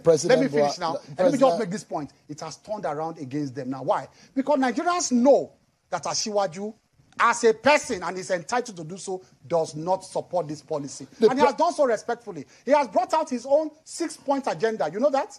You read it. I see what you say for him. This is how he thinks. He has tried to solve the problem by his own suggestion. Let me pose another question. Now they are attacking some state governors of PDP now. They are saying they went to the court to support their suffering. They started attacking them. They are now blaming the opposition. It is not opposition, no. Mr. Keyamo, the people are angry against PDP now. The president, in his speech yesterday, spoke about curtailing the politicians' use of money in elections. Do you think he's right? They sold a dummy to him because who gave the mandate to CBN to cover election buying? Is that part of mandate of CBN? Go and look at the CBN Act. You are doing it through CBN. That's EFCC and some other. There are legitimate ways to go after people who want to influence election with money. The CBN Act has no provision. I'm sorry, it does not have any provision for curtailing vote buying. It does not have. So what's the mandate? What mandate is the CBN executing? Do you know what your critics are saying, Mr. Keyamo, just for a moment, that you are hiding under the sufferings of Nigerians, claiming that you love Nigerians and fighting this policy for your own gains and benefits? We can get money to our agents without moving money around. I just want to let you know that it has not affected APC in any way. We are winning. I'm not saying this out of arrogance. We will win. Fair and square. We will win. We will not. It is not a problem to us. Let me tell you why. Can I explain this to Nigerians? How do you then tell Nigerians? What you needed money for in those days is to bribe law enforcement agencies during the time of PDP. And that is what is in their head. That is why you can see them reacting this way. They think it is money they use to win election. The PDP has no other method to win election but crooked means. Over the years, they conducted the worst elections in the history of this country, especially the 2007 election that the Obasanjo.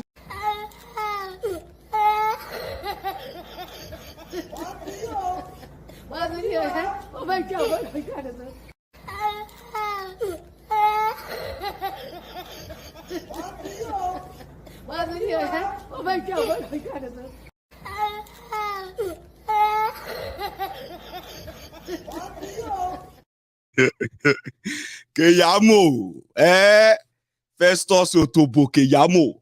See how the man they try make things up, Abi. The money is not for election buying. It is for the party agent to buy stipend, to buy sweets.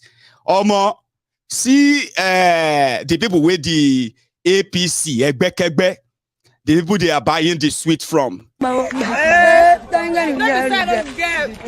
for? With me? Are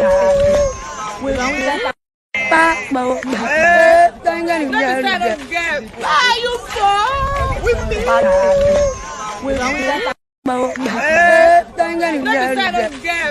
you for? With me? Just show your voter's card, collect money. He knows he's not talking to stupid people, but he also knows that he's also talking to stupid people, like people who actually really want to be stupid. Like, you can choose to be, you can just say, well, I just want to be stupid. So yeah, just want to be stupid. You will be surprised that there are people who actually want to be. And they give the likes of Ugeli Chajambe lawyer a sort of leverage. In Ogun State, the governor is giving the old money away. Like a bonanza, like bazaar right now. Okay? If you go and rob them, you may cut away millions of naira too. You know what I mean? Just go there and grab bags. They don't go chase you. Now hold money. Buhari doctor say they are illegal. But at the same time, they are flooding their states with the old money that they stashed. As Central Bank of Nigeria, Emefiole, has withdrawn over 3 trillion naira of that money. So they are now flooding them with theirs, which happened to be the 2.9 trillion that Emefiole said they were looking for. Remember? Anyway, this is what El Rufaya told the people of Kaduna today. He said, in line with the subsisting order of the Supreme Court, the Kaduna government has directed its ministries, departments, and agencies to ensure that that their collection agents continue to accept payments made in all denominations of the Naira. Some said that even Central Bank of Nigeria is no longer taking the old Naira notes. Lawyers were saying that, by the way, the Supreme Court, they have said that your old Naira is legit. So, for you to know that even in Kaduna, people are not listening to El Rufaya, he had to send out this statement today to remind all of them that if anybody from Kaduna comes to any ministry, agency, or parastatal of government, right, they want to transact by, maybe they want to get some certificate, pay for this, pay for that, they must collect the money, the old money from them. And if people say, even the old money we no get, then talk to your state governor, okay? Some of them are now releasing the money as a bazaar, giving them to you and directing you to where you can spend the money, okay? Against the directives of Buhari. But as for Yeye Bello, the selfishness in him, we not want him to give that worthless paper note to you. Some said he would rather spend the money on something more personal.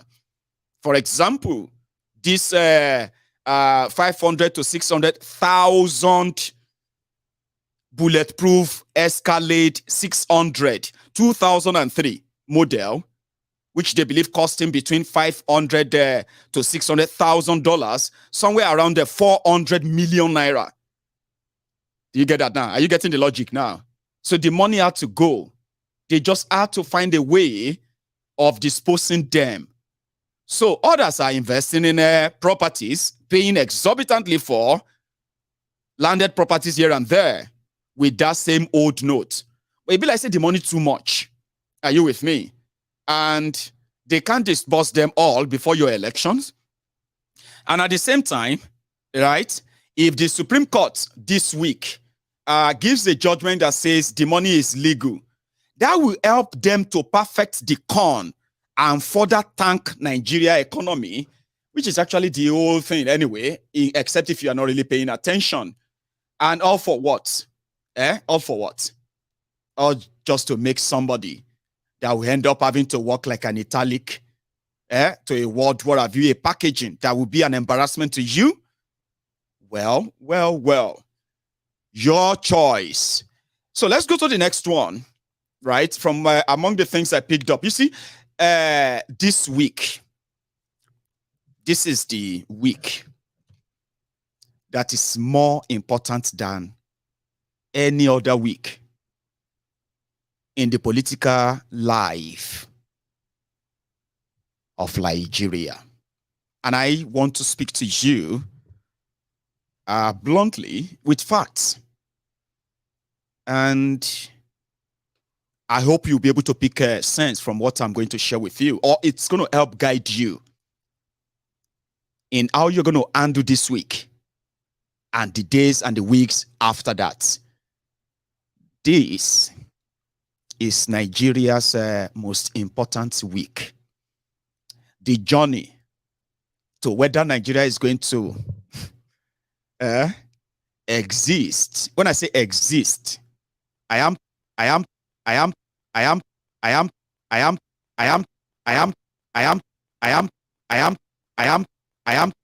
Many people are in the bank because many people are dying. Everything are doing.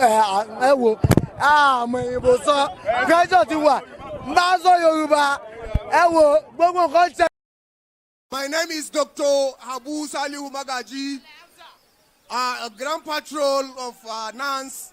Sir, with due respect, we will not waste your time. The youth, the students, office of the president is not a place where a learner can go there as a president. Atiku Abubakar, as the vice president, he has led a lot. As the vice president, he knows the history of this country. As the president, he knows each and every local government in this country. As the president, he will call all the stakeholders of 36 states with their names. Greatest Nigerian student, I am here to present the endorsement to the awaiting president, Atiku Abubakar, the Waziri of Adamawa. Thank you very much. That is the endorsement of Nigerian students on Atiku Okowa presidency by the grace of God. Without it is smoke Igbo. It is taking them. It is. Sorry about that. I had an interruption, I would say. It's sort of a hung system. So I had to like quickly reboot the entire thing and keep you on a short hold. So thank you very much. I was talking about this week, 6 days before the Nigeria's most anticipated, most talked about, and the possible, possibly the most controversial election that you're going to see if it ever holds. I am still positive that if the election doesn't hold, it's because they don't want it to hold. After all, do you get that now? If they do, indeed, it is going to hold. And now, this is the week that will determine that. From the beginning of this broadcast, I told you that the reasons why Tinubu and the rest of them are raising alarm of Egbe Pokpamo, Egbe Naira Pamo, all this stuff, right? It's not actually because they care about Ekpo and Naira. Okay? No. It's not because they care that you don't like them. They know you don't. But they still have that leverage. If they could have it, that leverage of incumbency. In 2015, when people got, should I use that word, tired of people destroying people, PDP, cooking and serving the APC, Egbekegbe's propaganda of change, was an easy sell. So it sold out, even from the kitchen, before people could actually smell what is the content of that change. They were tired, remember? Any other alternative would be better than this one. So APC, Egbekegbe, leveraged on that. But despite all that popular noise and all of that in 2015, and with about 60 million registered voters, according to them, only about 35% of them came out to participate in that. Well, according to their figure, only 35% or about 36% of them came out, which you can put at somewhere around 20 million or so, or 25 million. By February 2019, after 4 years of the APC, people were like, we are done. You remember that? But months, weeks, and days leading to the charade of 2019, there were already pointers that they were going to muzzle their hands in and they're going to keep the sick Buhari. Whatever happens, even if Nigeria is going to burn, they don't give a damn. The message was deliver Buhari.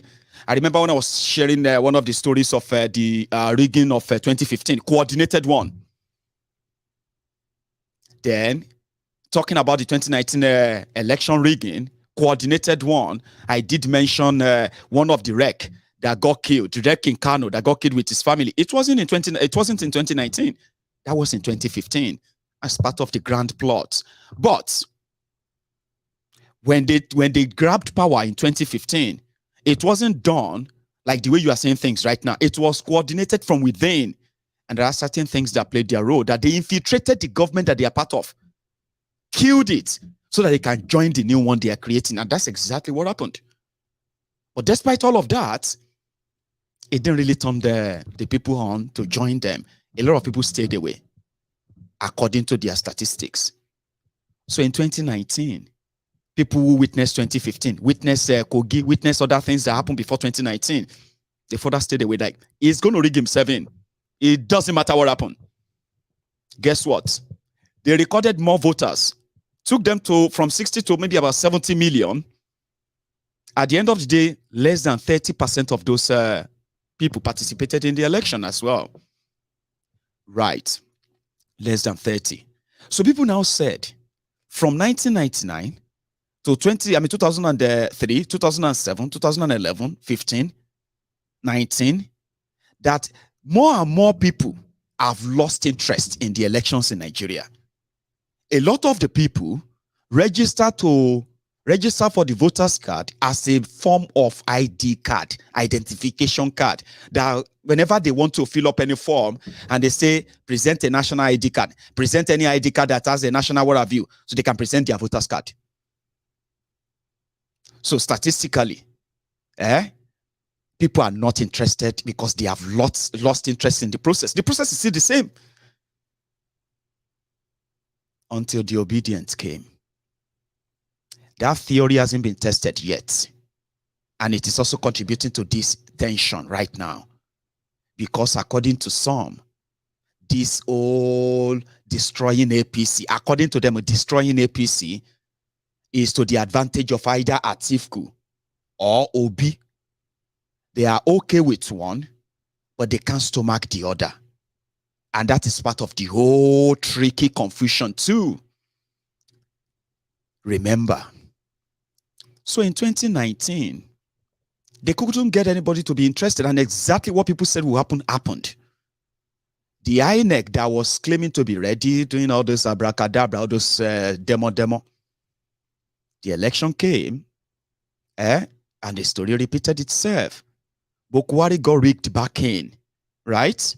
And the rest was completed by the Tanko technicality of the Supreme Court, appointed by Buhari after chasing the CJN at the time, who happened to be somebody they believed would make it really hard to cement what they were cooking in 2019.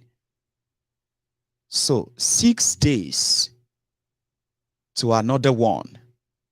This time around, the selfish man, Buhari, is no longer on the ballot. His own political party members accuse him of conspiring to make people hate his party so that his party can lose and his party they can lose. They are now dancing around that. So here are the expected stuff that will happen this week that will then shape if you are going to have an election this Saturday or not. Remember that the Supreme Court is part of the old scheme now.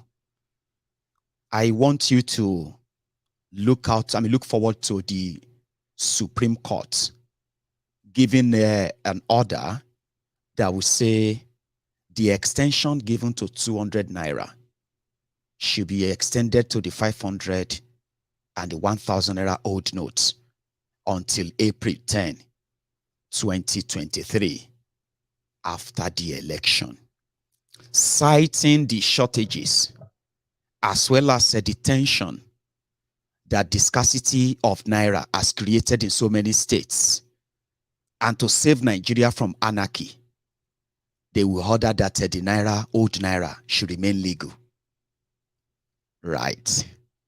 So when that happened, very close to the election, the whole game will then come back to the same man they are running away from, because he is the only one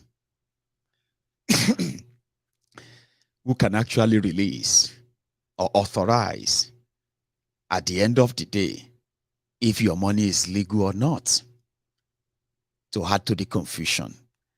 But just before that, I have this my instinct telling me that before the Supreme Court will even say that, from tomorrow, where people have been hearing that some banks in Nigeria have sent out a sort of memo that all of the banks that got attacked in the last few days will cease to operate until after the elections. Also, all of their branches and also all of their offices in different estate branches are going to shut down. Now, here is the what you should look out for this in this week. If Buhari, the atlas mannequin that they believe is dumb, do what I think it would do, it's going to be, you're going to see more soldiers. Then you're going to see more attacks. Then you're going to see more skeletal money transaction and all of that business activities. When it comes to banking in Nigeria, it is coordinated. Now, both way is just to help Buhari to legitimize further police and then military mobilization. Now, this week, you are going to see more police and soldiers displaying this madness of we are here, we are watching. Are you with me? Then instantly, something tells me Buhari will then announce either before the Supreme Court or pretending to agree with the Supreme Court, they will pretend to extend it at the dying minute, but the money will not be available. Rather, the damages would have been done by then. Or, from the other instinct, from the things I've been picking up myself, these guys are, like I told you, that this is not about money. It's not about the new money and what have you, or scarcity of it. No. It is about the state structure that will guarantee the easy movement of all their resources for the election, the armed thugs, armed police, money, and all those things to go smoothly, including unleashing violence in the areas of their oppositions in order to force voters' apathy that will eventually work in the favor of the APC. But from my own findings, the damages have been done already. So whether Buhari extend the legality or it doesn't, it has done the damages to APC even the more. And the data is proving that. So, if the allegation of Buhari plotting interim national government, so what will happen? Buhari will reject and he will double down this week. It will remind all of you the section of the 1999 fraudulent constitution that empowers him to overrule all of this, including the Supreme Court. You will be shocked, alarmed, but he's going to follow it up with actions. You know why? He did this intentionally. He expected all these reactions. Okay? So if the allegation that they are plotting a government of interim national government, there will be no election, and these guys are already sponsoring violence, riots, and naturally, organically, a lot of you are already being so frustrated in all of this nonsense. So organically, you're going to assemble. Okay? So to me, if that allegation is true, then the mobilization of the military is in preparation for Buhari's plan to double down, reject all of their advices, reject all of their threats, because he knows it is not about the money. It is about the state capture, something to force him to comply and let them have their way. This is the last week. If they can't have their way with the riot and violence, the election will be postponed. Of course it will be postponed. No matter how much Buhari tried to do gra-gra, there will be riots. If he insists that the money should not be legal. Now, Buhari will need to begin to accept that the people that have been defending and protecting his failed government, they are feeling the pang of that same failed government, and they are not going to lie low. So that same Buhari should begin, they are sending the signal to Buhari to know that this is war. If this whole thing goes down, we are going to fight you. Even before the election, after the election, before you hand over, we're going to come for you. Now, if you lose out in all of this, just know something. Watch your back. And Buhari, on the other hand, is like, oh, really? I'm not going to listen to these threats. In fact, we will double down. With or without Supreme Court support, the old money remain illegal. So what will happen then? This is the frustration week. They will activate the riot. They will infiltrate all of your protests. All of you that are being told to stay away from protests, you will naturally join. No, you'll be frustrated to join. Trust me. It's going to get worse this week. If Buhari chose to double down, and I think he is going to double down because there's no time for game anymore, or he is going to comply to add to your confusion. That way that Buhari will comply is just to let you know that, all of you to know that, see, I've exposed them now. You see, it's all about the money. Yeah, I mean, sorry, it's not just about the money. See all of them bringing out all the old money now. Okay, fine. If they are running at loss with the old money and they also have the new money, I want to show all of you that it's not about money alone. It is about the total control. Because some of you are going to ask later. Maybe they have said that they should continue with the old notes now.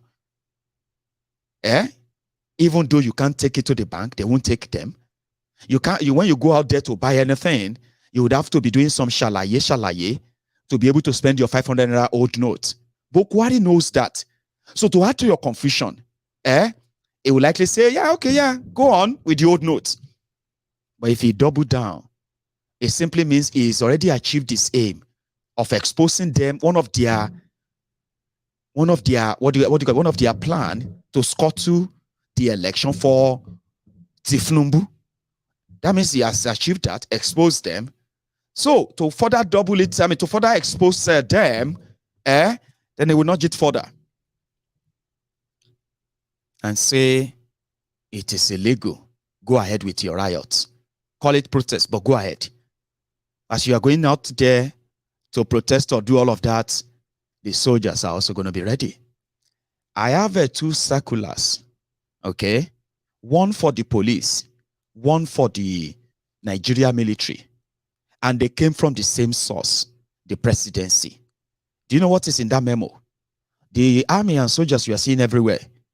The riot police you are going to be seeing from tomorrow in different states, right?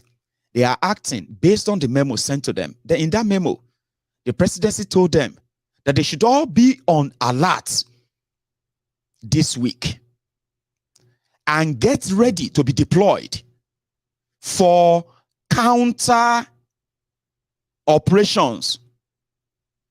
Counter what? To counter what? So to show you that they will be ready to help you add fuel to the fire as these guys are about to start it. So that at the end of the day, there will be no elections. Others said, no, Maiyegun, you are not reading it right. I strongly believe that Buhari want to, this time around, that is deploying soldiers, deploying police. He is trying to leave a legacy. The legacy that he will leave a free and fair election. And I said, and you believe that? He said, yes, I do. I don't want to judge you. I don't believe that. But it's good that you have a theory that shows that the deployment of soldiers is to scare those who are going to be used by the APC governors. There are 22 of them. And so far, so good. All of this battalion of soldiers have been seen in places like Imo States. They've arrived. They have been seen in places like Zamfara. They've arrived there. They have been seen in Nasarawa. They have been seen in Ogun State. They have been seen in every 4 corners of Lagos State. from Ojo to Festac, from Festac to Island, from Island to Lekki, from Lekki to Adeniji. They have been seen en route to Ondo State.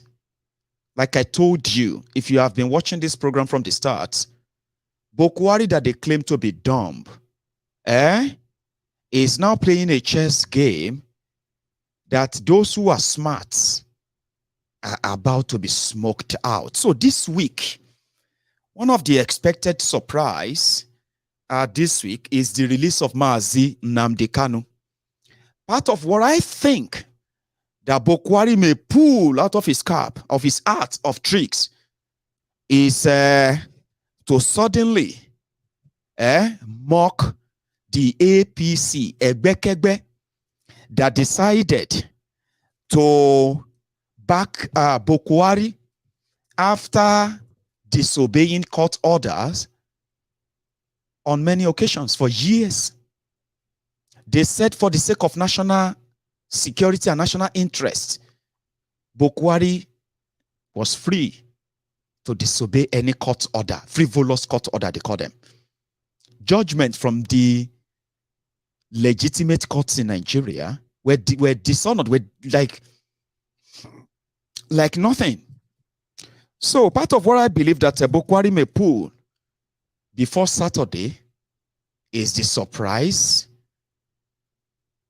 change of mind of Buhari's government to begin to obey court order. Also, this same week, you are likely going to see the EFCC to begin to suddenly discovering money.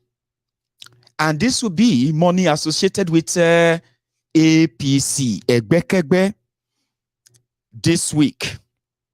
As the chaos, the confusion, and the whole thing continues,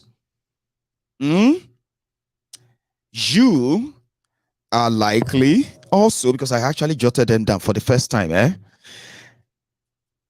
going to get the election extended. Yeah. And the moment they make an announcement to postpone the election, what I'm going to tell you is this. APC are going to lose the moment they do. But when I say lose, I will explain that to you. They are supposed to lose normally. Like they are not supposed to even be anywhere saying they want to continue with whatever Buhari is doing. Okay? Whatever is going on, right? Buhari has done so much. And then he has reminded you of how horrible APC, Egbekegbe, has been, and how treacherous those who parade themselves as members or leaders or whatever that has to do with APC. He has reminded you of all of that. It's over to you. However, the reactions to all of this, after the nocturnal meetings they are calling here and there, northwest, southeast, everywhere right now, the politicians, APC, PDP, and all of them, of course, they're not going to go down without a fight. And to further prove to you that it is not just about the money or the Naira, all right? They will force his hand and they will announce an extension. These are projections based on what is happening, what would happen, right? And knowing Nigeria for what Nigeria is. That will then tell you that whatever mathematics, whatever permutation, whatever anything that Tifnumbu and all of them plotted, the moment they announced that postponement of that election, ladies and gentlemen, it simply means the end of APC. Egbekegbe has come. But like I said, that they won't go down without a fight. That is where the end of Nigeria will begin to cook as well. Like, will begin to come to reality. What do you mean end of Nigeria? I mean the same thing. It simply means that the hypocrisy about one Nigeria will go off the roof. Everyone that will that is going to be, that are reprobating, what's it? They say what? They say, you are, okay, it doesn't matter. Don't worry. I'm talking about those who are neither cold nor hot, especially those who are always like reactionary, those who are reading the body language or the body odor of Buhari. Reprobate and approbate. I get it. Yes. Back and forth. Reprobate, approbate. Ogbeni Oyibo hard. Sure, you get me now, eh? Don't try to impress anybody. If you remember him, talk him. If you don't remember him, no mind him. No mind me. You don't mind anybody, just like me. Oh, hard go. When Buhari do this, say, this Buhari is a betrayer. How could you do this to Ashiwaju? Ashiwaju that. Then Buhari will do another. Say, Buhari, thank you so much, President Buhari. You are the best. We trust you. You are our leader. Thank you so much. I mean, if you have been following them, you understand what I'm saying. Reprobating, approbating. Neither here nor there. The weathermen, the people that react as the weather changes, and the rest of them, right? Praising Buhari in the morning, attacking him in the evening. All of that will come to the head this week. From my what do you call it? From my own findings, and it will further trigger or bring to reality other things I have told you. This is not prophecy. This is not. Don't take anything I tell you. Don't take them serious, okay? But just pay attention to the happenings I've told you will happen, because all of these are coming from the background of what has happened. So you could easily project what will happen. So, but if Buhari decided not to postpone the elections, do you know what will happen? Coupled with other dramas that you are witnessing right now, the money and the rest of them, they can still do the damages with or without Buhari's support. And I want you to pay attention to this. If they are unable to force his hand, and they go into this as planned, with or without new and old notes, they will still be able to force Tifnumbu to become your next president. They call it popular vote, ladies and gentlemen.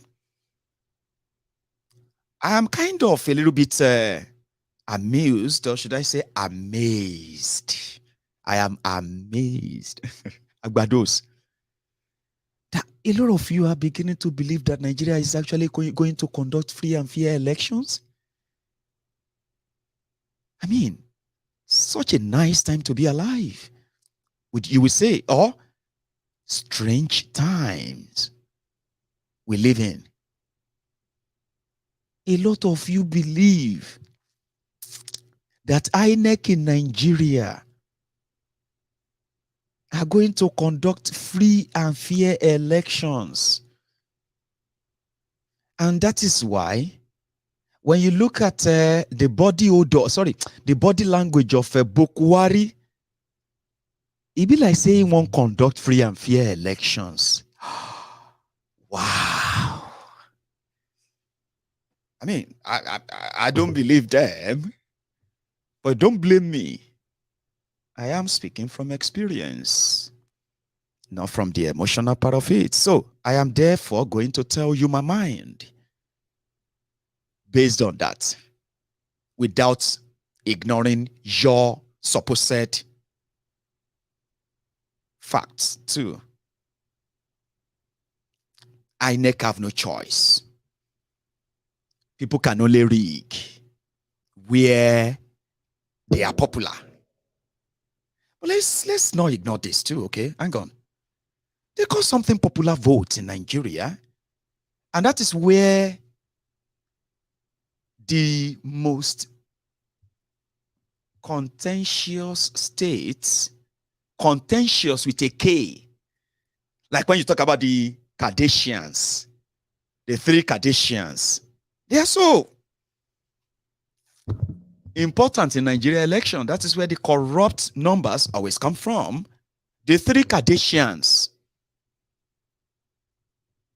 Constant K. K for the Kardashians. Kano, Kasina, Kaduna. It doesn't really matter what's going on there. It doesn't really matter if the people there are going through hell. They are the three Kardashians of the APC, Al-Qaeda People's Congress. APC, Egbekegbe. So traditionally, what happened? Voter suppression, voter profiling, voter apathy are also a very good or potent tool that has worked for APC, Egbekegbe, for a very long time, and they've always backed this with a propaganda never seen before. A lot of people believe them, even though APC, Egbekegbe themselves don't. And that is being threatened as we speak. You suppress people in the areas that you believe that if they should turn up. For example, when they talk about Kardashians, the voters in Kano are put at 5 million. The voters in Lagos, Western Nigeria, they are put at over 7 million. The voters in Borno, they are put at 2.3 million. The voters in Anambra, registered voters in Anambra, they are put at 2.5 million. But with propaganda, you will be worried about the voters in Borno because they always vote. Why the people in Anambra with more voters, according to INEC, they are nothing because they don't vote? It's a long time held propaganda. Some of you never paid attention to them, but a lot of people are now paying attention to them. It's adding to the worry of the establishment. And I want you to pay attention to them this week.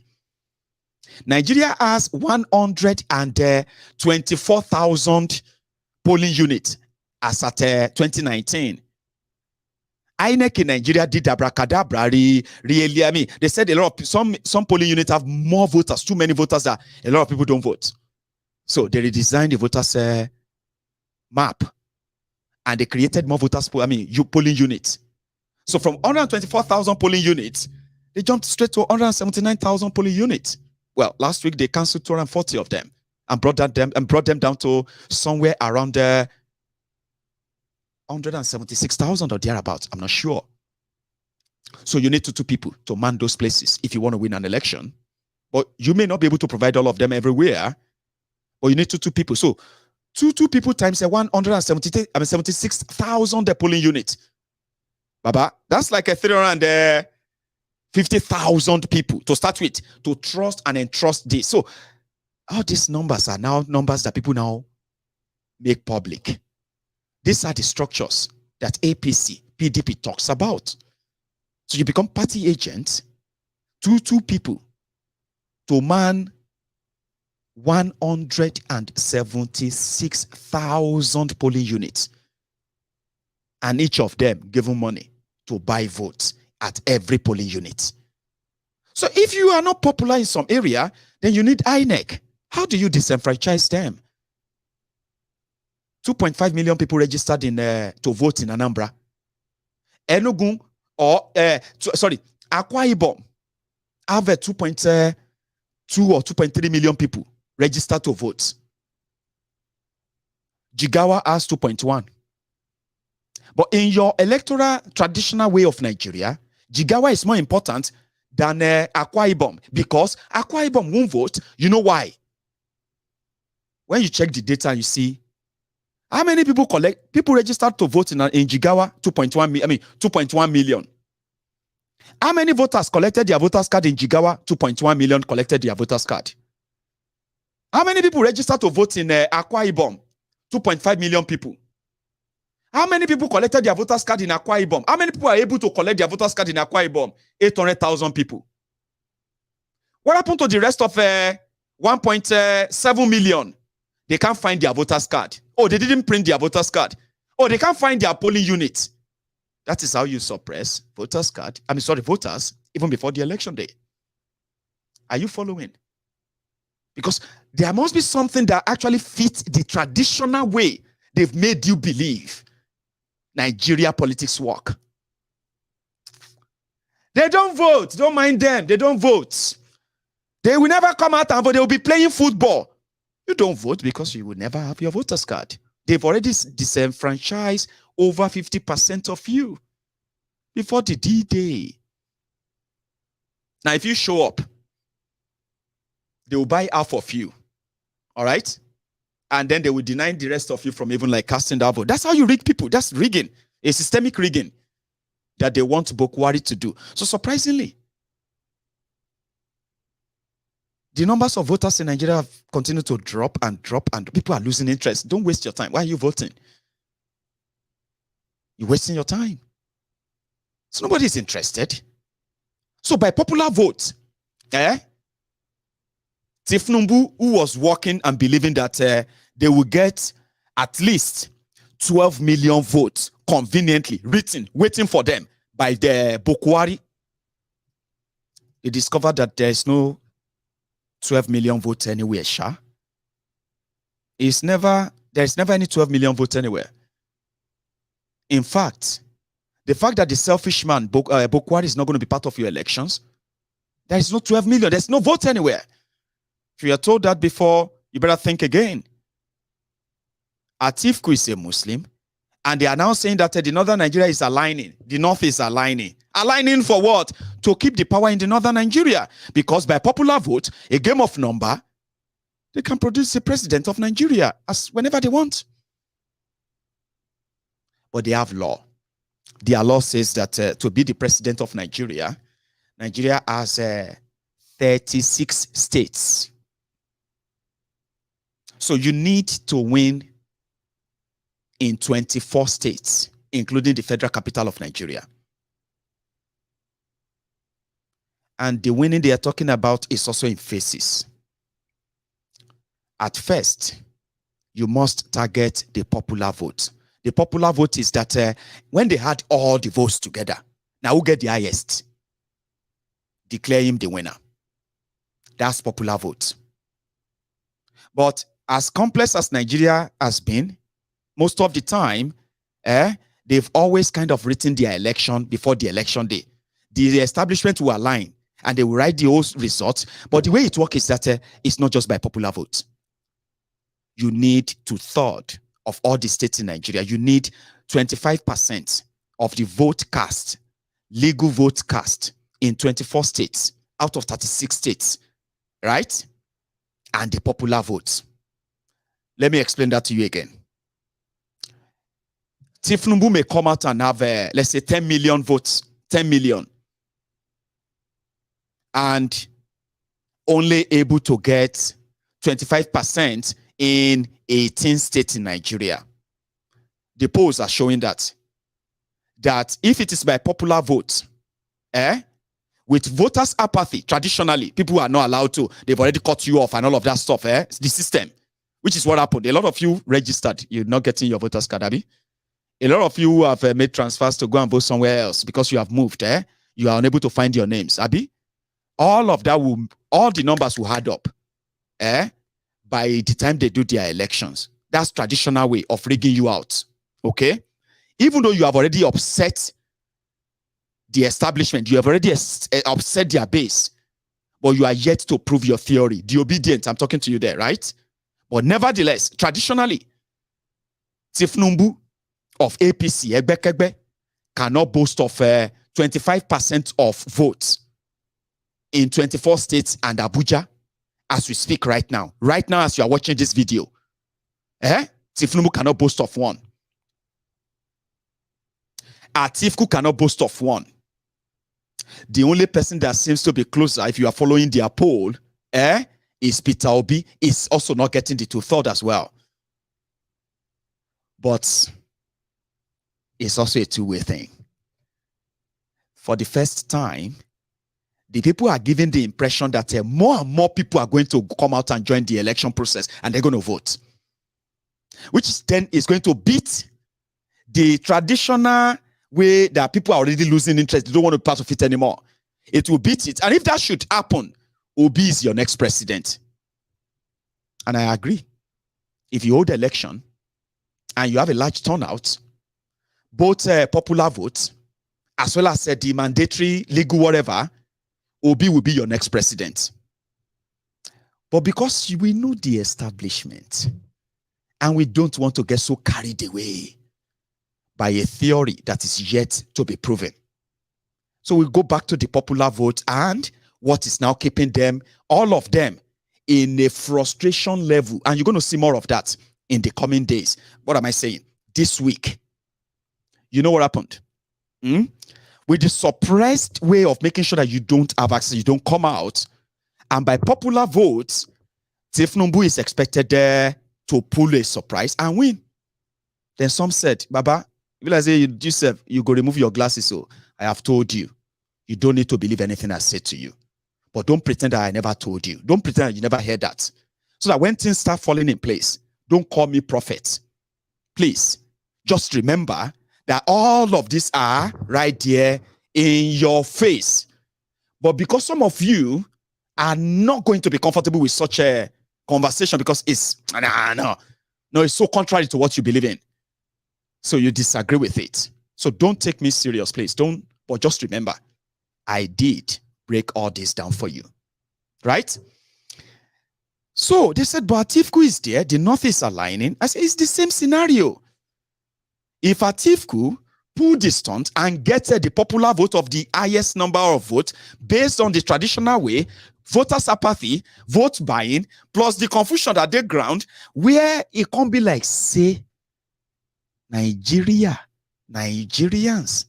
they are caused with terrible, terrible choices when it comes to leadership.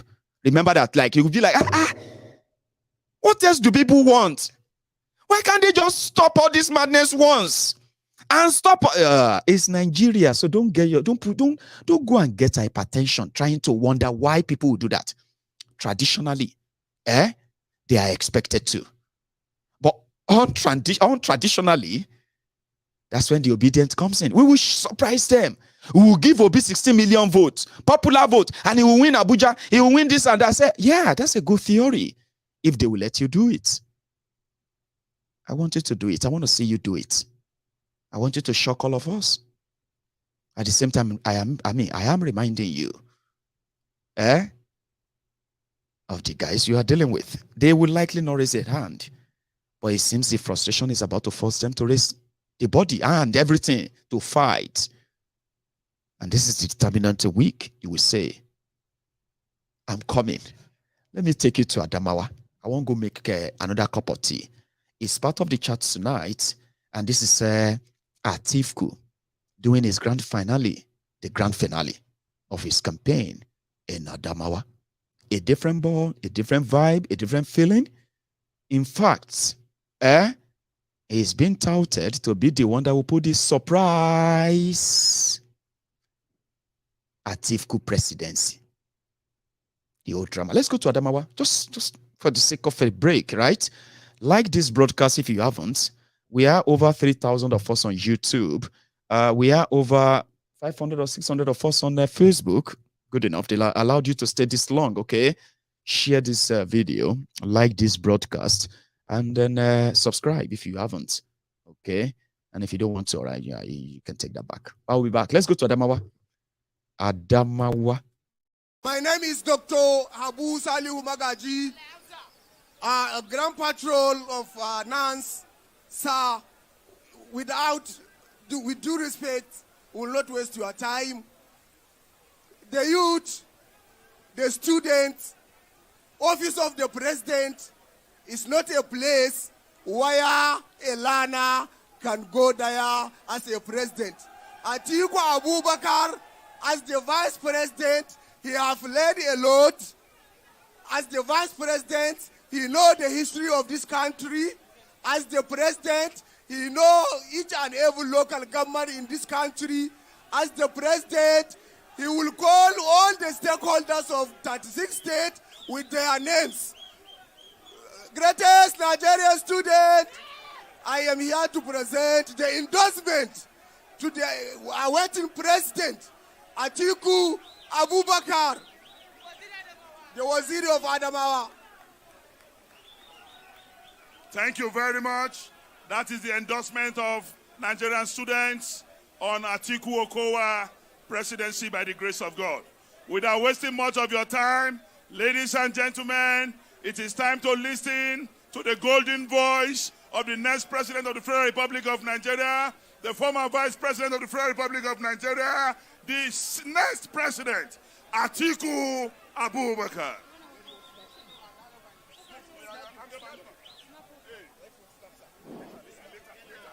PDP! Jama'an Adamawa, ku ansa mana PDP! PDP! Power to the people. At this occasion, at this event, I want us to remember we have recently lost two leaders of our party, the late Governor Judah and the late Air Commodore Dan Suleiman. Therefore, may I call for a minute silence in their memory. 1 minute silence, please.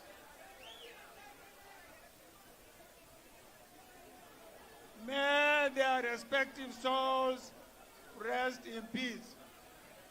Now, the people of Adamawa State, today is the final day of our rally all over the country. I want to use this opportunity not only to address the people of Adamawa State, but the entire country.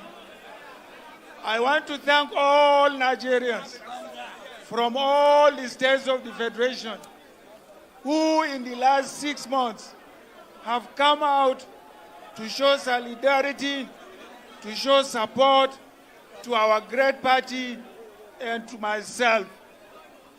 Let me promise Nigerians that we shall never disappoint you.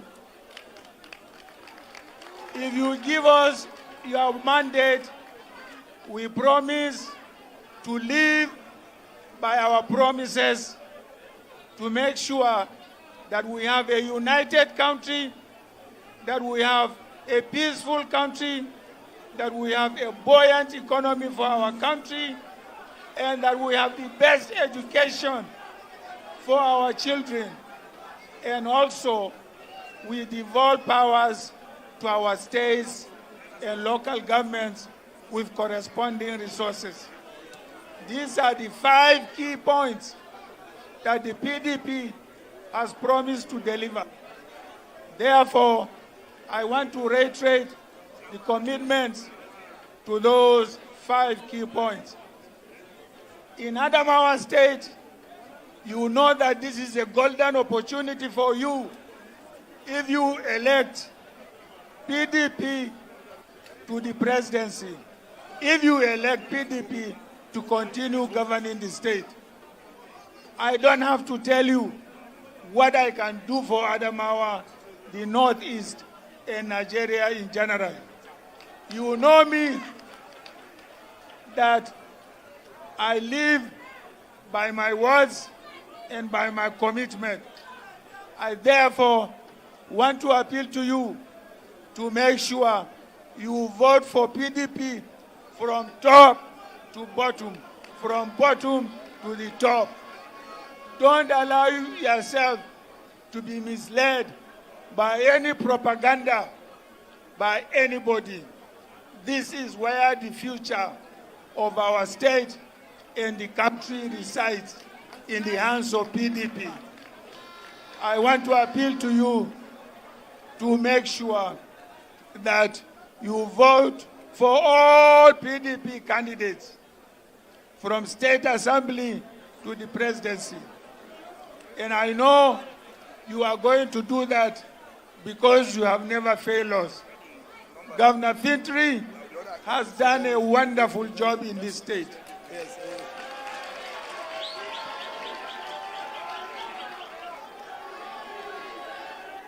And this is a governor that you need to continue giving him your support so that he can continue advancing the progress of our state. He believes and he is passionate about education as I am. The combination of the two of us, I am sure, will make Adamawa State, particularly in the field of education, a leading light in this country. Let me therefore appeal to you to make sure that you return PDP at the state level and you vote PDP at the national level. My fellow citizens of Adamawa State, I cannot thank you enough, but you must not forget that Nigerians have been very kind to you. They elected me in 2019 to lead this party. And again, they were not disappointed. They elected me for the second time this time. I appeal to you not to disappoint the rest of Nigeria for the favor they have done to you in this state. I want to appeal to you again to make sure you go all out. From today, go all out to your local governments, to your wards, to your units, to your households. To 70 years old man.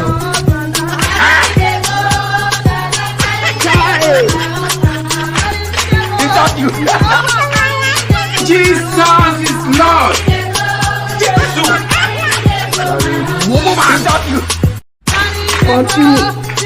70 years old man.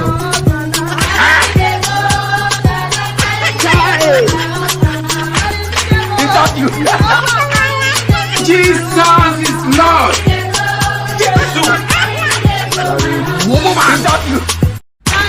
Jesus. 70 years old man.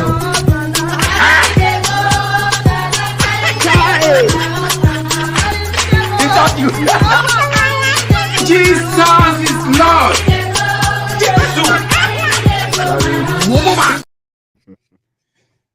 Sorry guys, I told you that was me trying to make myself a cup of tea, and at the same time rounding up this conversation. Okay, so the purpose of this broadcast today, like somebody will say, Maiyegun, we can it 2D. We can it 2D. We will broadcast it. What is the 2D? What is the lesson from this broadcast tonight? There are many, and I wish I could summarize them for you, but I will try. Okay. Let me start it like this. The drama of APC is going to get to head this week. There will be more confusion, more scarcity, and at the same time, more pretentious pronouncement from everyone. All of these are going to point to the same thing to show if you are going to have an election or not. The confusion about the money and the rest will lead to further protests and even riots, justifying why the military are going to be everywhere. Now, if this should continue, everyone will likely want to wait for the Supreme Court to say something. But from my own projection, Buhari go talk first. 22nd of February is when the Supreme Court is expected to make a pronouncement on if your Naira is going to be legit or is going to be legal or not. But I have projected that in the game of this confusion, Buhari is likely going to just suddenly agree and say, okay, fine. The 200 Naira is the one we said will be legal until April, Abi. Okay, fine. All of them should be legal. No wahala. But remember that Emefiole said he has already mopped the money, the old money out of circulation, and they have destroyed them. Now, the problem will be, how do we now bring out the destroyed money back to you? Okay? That is when you realize that the whole fight is not about money, new money, old money. No. It is actually the uncooperative side of Buhari is not cooperating with them, handing the resources to them, letting them do what they would like to do to make sure that whether you like it or not, Tifnubu will be your next president. Voter apathy, voter suppression, violence, and every other thing, right? So, to expose them, Buhari will likely come and say, okay, now them get money now, where they go give you, I no get. Emefiole, oh yeah, or put it this way, Since Buhari told them that they should release the old 200 Naira notes, how many bankers have been paying you with the 200 Naira notes? How many? Did I not tell you that it's just talk? The scarcity and everything you are witnessing is intentional. And it is to spike or something like, to spark a reaction like what you are witnessing now, confusion, hardship, and every other thing you are seeing. And then maybe violence, protest, and the rest of that is intentional. So even if Buhari says the 500 Naira and the 1,000 Naira old note, they are legal, a lot of you will still have them, you will laugh, you'll be happy. Then you would have to face the problem of, will your bank give them to you? Or will they take them from you? They will still not be available.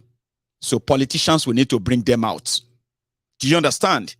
So, now if this confusion is further added, there is, there is possibility that you have the election if Buhari decided to say, oh yeah, everything continue like that. Because according to my own findings, the damages is already done. A lot of you are already like mad, right? And if you are given the chance, based on their record, you know something, right? You know something. I was telling you about voter apathy that favors the establishment. I have been studying that myself, okay? Using the figures that are readily available, okay? Whether na free and fair election, or whether na free and fair election, or whether na, what do you call it? Na fee and fair, and fair election. It doesn't matter. What happened is that there is record that shows that for the first time, the surge in the people who decided that they are going to participate in this their election in 2023 has never been seen before. Not even in 2015. Never seen before. And you can tell it's because of disobedience, obviously. They said the numbers of those of them that have actually collected their voters card as well. I'm talking about new people who have never really voted before. Never. They said the number is so staggering that it is worrisome, that it got to a stage that they have to like do the old way, control many of them that could have access to that card. A lot of you haven't gotten your cards, and a lot of you are like still fighting and pushing, and they are not sharing them anymore. But the number of those of you who have collected that card demographically is scary. So what they are now doing is to make sure that if they can talk you out of coming or joining any election or being part of it, right, and ensure voters' apathy, you wake up on Sunday morning or Monday morning, and then Tinubu will be your president or Atifku. That's what their number says. But if all of you troop out, like they do your 1 million march, 1 million man this and that you're doing everywhere, if on your day, if they do the election and you come out like that, Obi is your next president too. Even if they have to like rig and do all of that, it will be your next president or elect. That is going to be your next president is probably another one. Maybe it's like oversaying. I'm sorry if I probably go too far saying that. I'm just using their number now. No violence, soldiers everywhere, stopping all the kabakas, the MC Oluerons, and the rest of all those party agents that will need their gala and coke with the stolen money that they want to give to them to buy your vote, right? But if a lot of you are actually out, that will become important. But it doesn't mean that they won't still do what they have to do. They will still do what they have to do. They will still get the millions. But the stat says, if the Anambra people are allowed to actually participate enough, they will cancel. You know, they usually tell you, one single vote from Kano, we cancel all the 5 states in eastern Nigeria. It's propaganda. Yeah, it's political propaganda. There is no number that will back that up. No number. Ordinarily, a vote from Lagos will cancel every vote from all the eastern Nigeria. It's also political propaganda. No number back that up. No numbers. The real number shows that if they do it traditionally, of course, they will cancel you out because they will do that systemically. But if all of you can't decide to be like, do your shege like you normally brag about on social media on Saturday, soldiers everywhere, nobody intimidating you, about ticket APC Makot, so it's the ticket of Atifku. Somebody said, why don't you talk about Showore? Baba, I am using the numbers that are available. Showore doesn't have that number. Doesn't mean that Showore is not better in any way. Yeah, we know. But what is the truth? It doesn't have the number that these guys have. But it's because people are not talking about. Is that what you want to start now? Is that what you want to start now? that we should start finding the reasons why the numbers are not backing Showore, one of the best, you say. Abi? Should we start talking about that now? So the number doesn't back him. Even Kwakwanso, the red cap man, who has shown few places where he's had his people here and there, the number is not backing him. But somehow, the number put his name in the basket. So that is what we're talking about. Anyway, I just thought I should use the political platform to tell you the politics that they said is complicated. Nigerian politics is not complicated. It is trickery and it is fraudulent. Anything that is fraudulent will become unclear. Anything, and they will become suspicious. No, sorry. Superstitious, not suspicious. Superstitious. So people can make up things in order to cover up their ignorance of it. It is not complicated, though. It is fraudulent, corrupt. And if you understand that from the word go, you will understand, you will see clearly all that is happening in their system. And at the same time, you'll be able to handle yourself better. I mean, when I say handle yourself, you never get any emotional attachment. It will be hard. How are they going to pull it off? Get you emotionally attached to people that you know are clowning, only to end up leading a country, and then put you back to where you belong to, right? Now, their prophecies and their projection and the rest of them, in my own book, is still almost the same. They say 24 hours is a long time in politics. I agree. And that is why I said, look out this week. More attacks, more people will be targeted, more people will be killed. I mean, sorry, don't let me use the word kill, but they will kill people if they have to get what they want. And finally, I said, when the pressure gets enough, as mad as Buhari is, even after agreeing that they should let the money continue, for you to continue to spend that money, it's going to leave you at the liberty of the same criminal governors and politicians. Let them give you the money now. Yes, it's going to do that. Then, the 2D of the whole conversation is that if everything that happened this week, and the Supreme Court comes out and say, they should remain legal, to add to your confusion, right? They may end up having to postpone the election. You're going to see that this week. If they are going to postpone your election or not. If they hold your election this Saturday. Or if they won't. By Sunday, Monday, you may not have a new president. You may actually have a revolution underway. Maiyegun, yeah, you heard me. Yeah, you heard me. These guys, they will bring down the entire house. If that is what it's going to cost them, right? To keep that power. And from all we have heard, from all, intention and what have you, it is not advisable to invest your emotions. I will wish you all the best. Wish you what you wish yourselves. And this week, I promise you, you will never miss any episode of MaiyegunsDiary Politico, because everything that will happen this week are going to be the pointers to what you're going to point at in this no distant future. And guess what? All of the actors involved are possibly going to be alive then and become new people trying to say different things again. But trust me, I don't see whether now fear and fear, flee and fear, or free and fear, or no election at all, but enough chaos ahead of it. But if they ever get to postpone the elections, which is likely, then you can be rest assured that Buhari has finalized the barrier of APC, Egbekegbe, and everything that has to do with APC. Egbekegbe. Sorry if that sounds so far-fetched, impossible. Of course. Remember your bias. How could you even accept that? After spending months believing that Kolu is a kingmaker, he is unstoppable. So how could you believe what I'm saying? Of course you won't. Nah, until it happens, Abby. How could you say Atiku is not going to win? What are you saying? Do you even know what you are talking about? Of course, I understand where your own bias is coming from too. Maiyegun, you cannot sit down, our brother, and think you know everything that is going on here. Obi will beat all of them before noon. I am not doubting you. I'm just telling you to pay attention to what is going on around you.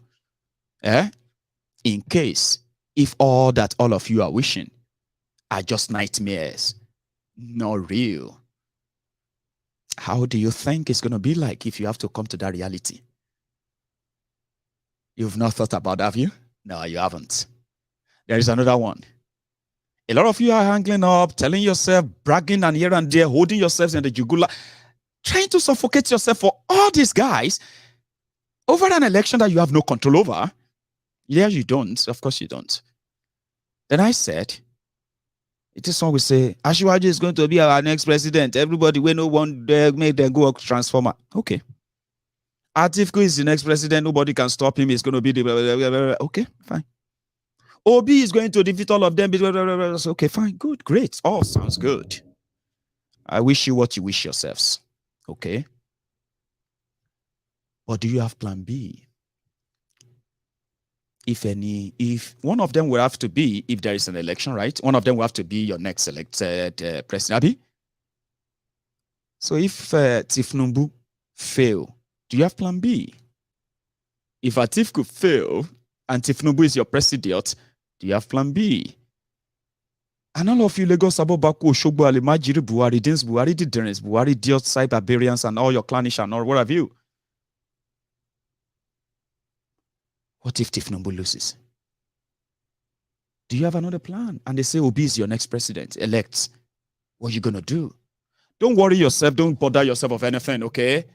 Buhari, a lot of people died trying to stop you from giving power to Buhari and gang. They died inside them. A lot became alien to Nigeria. They don't want to have anything to do with Nigeria anymore. But what happened? Buhari is president. Is almost rounding up. But a lot of you didn't have plan B.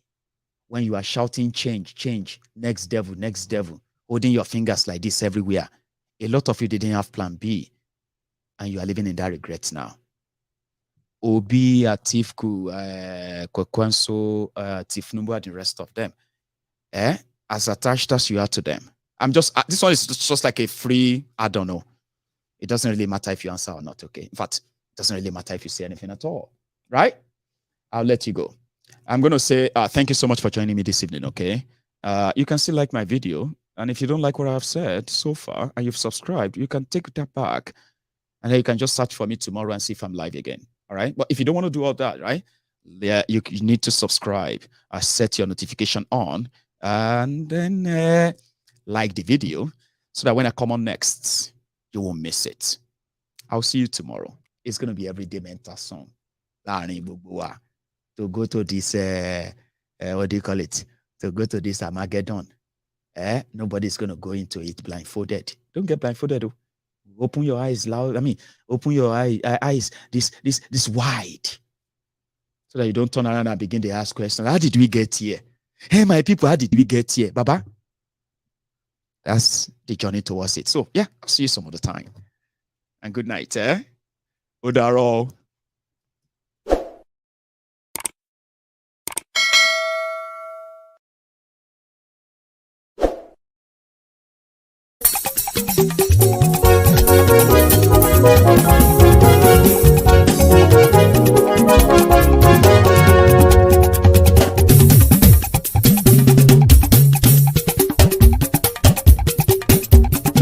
Maiyegun làwa mọ̀ tó dòdòdò. Maiyegun dáyà.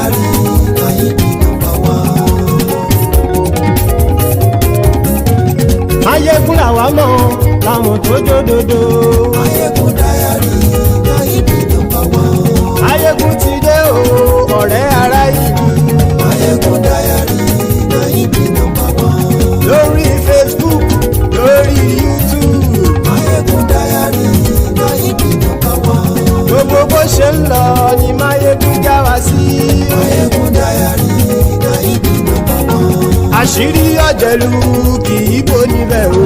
Maiyegun Diary Nayibi #1. bó bá ṣe eré àní Maiyegun máa wí. Maiyegun Diary Nayibi #1. ó sì tún ṣe eré wàá gbọ́ níbẹ̀ o. Maiyegun Diary Nayibi #1. Maiyegun Diary Diary Politico. Maiyegun Diary Nayibi #1. Godfatherism kò sí lọ́rọ̀ Maiyegun. Maiyegun Diary Nayibi #1. ẹ farabalẹ̀ sẹ́ o kẹgọ́rọ̀ lẹ́nu o.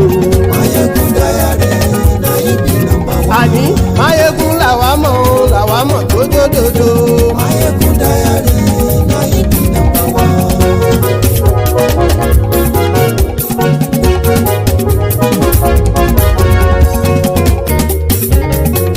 àní ẹ̀sùn ràkì. Maiyegun ti dé. Maiyegun ti dé.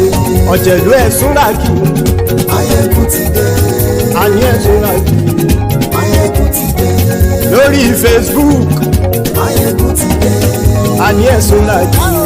Maiyegun ti dé. lórí YouTube.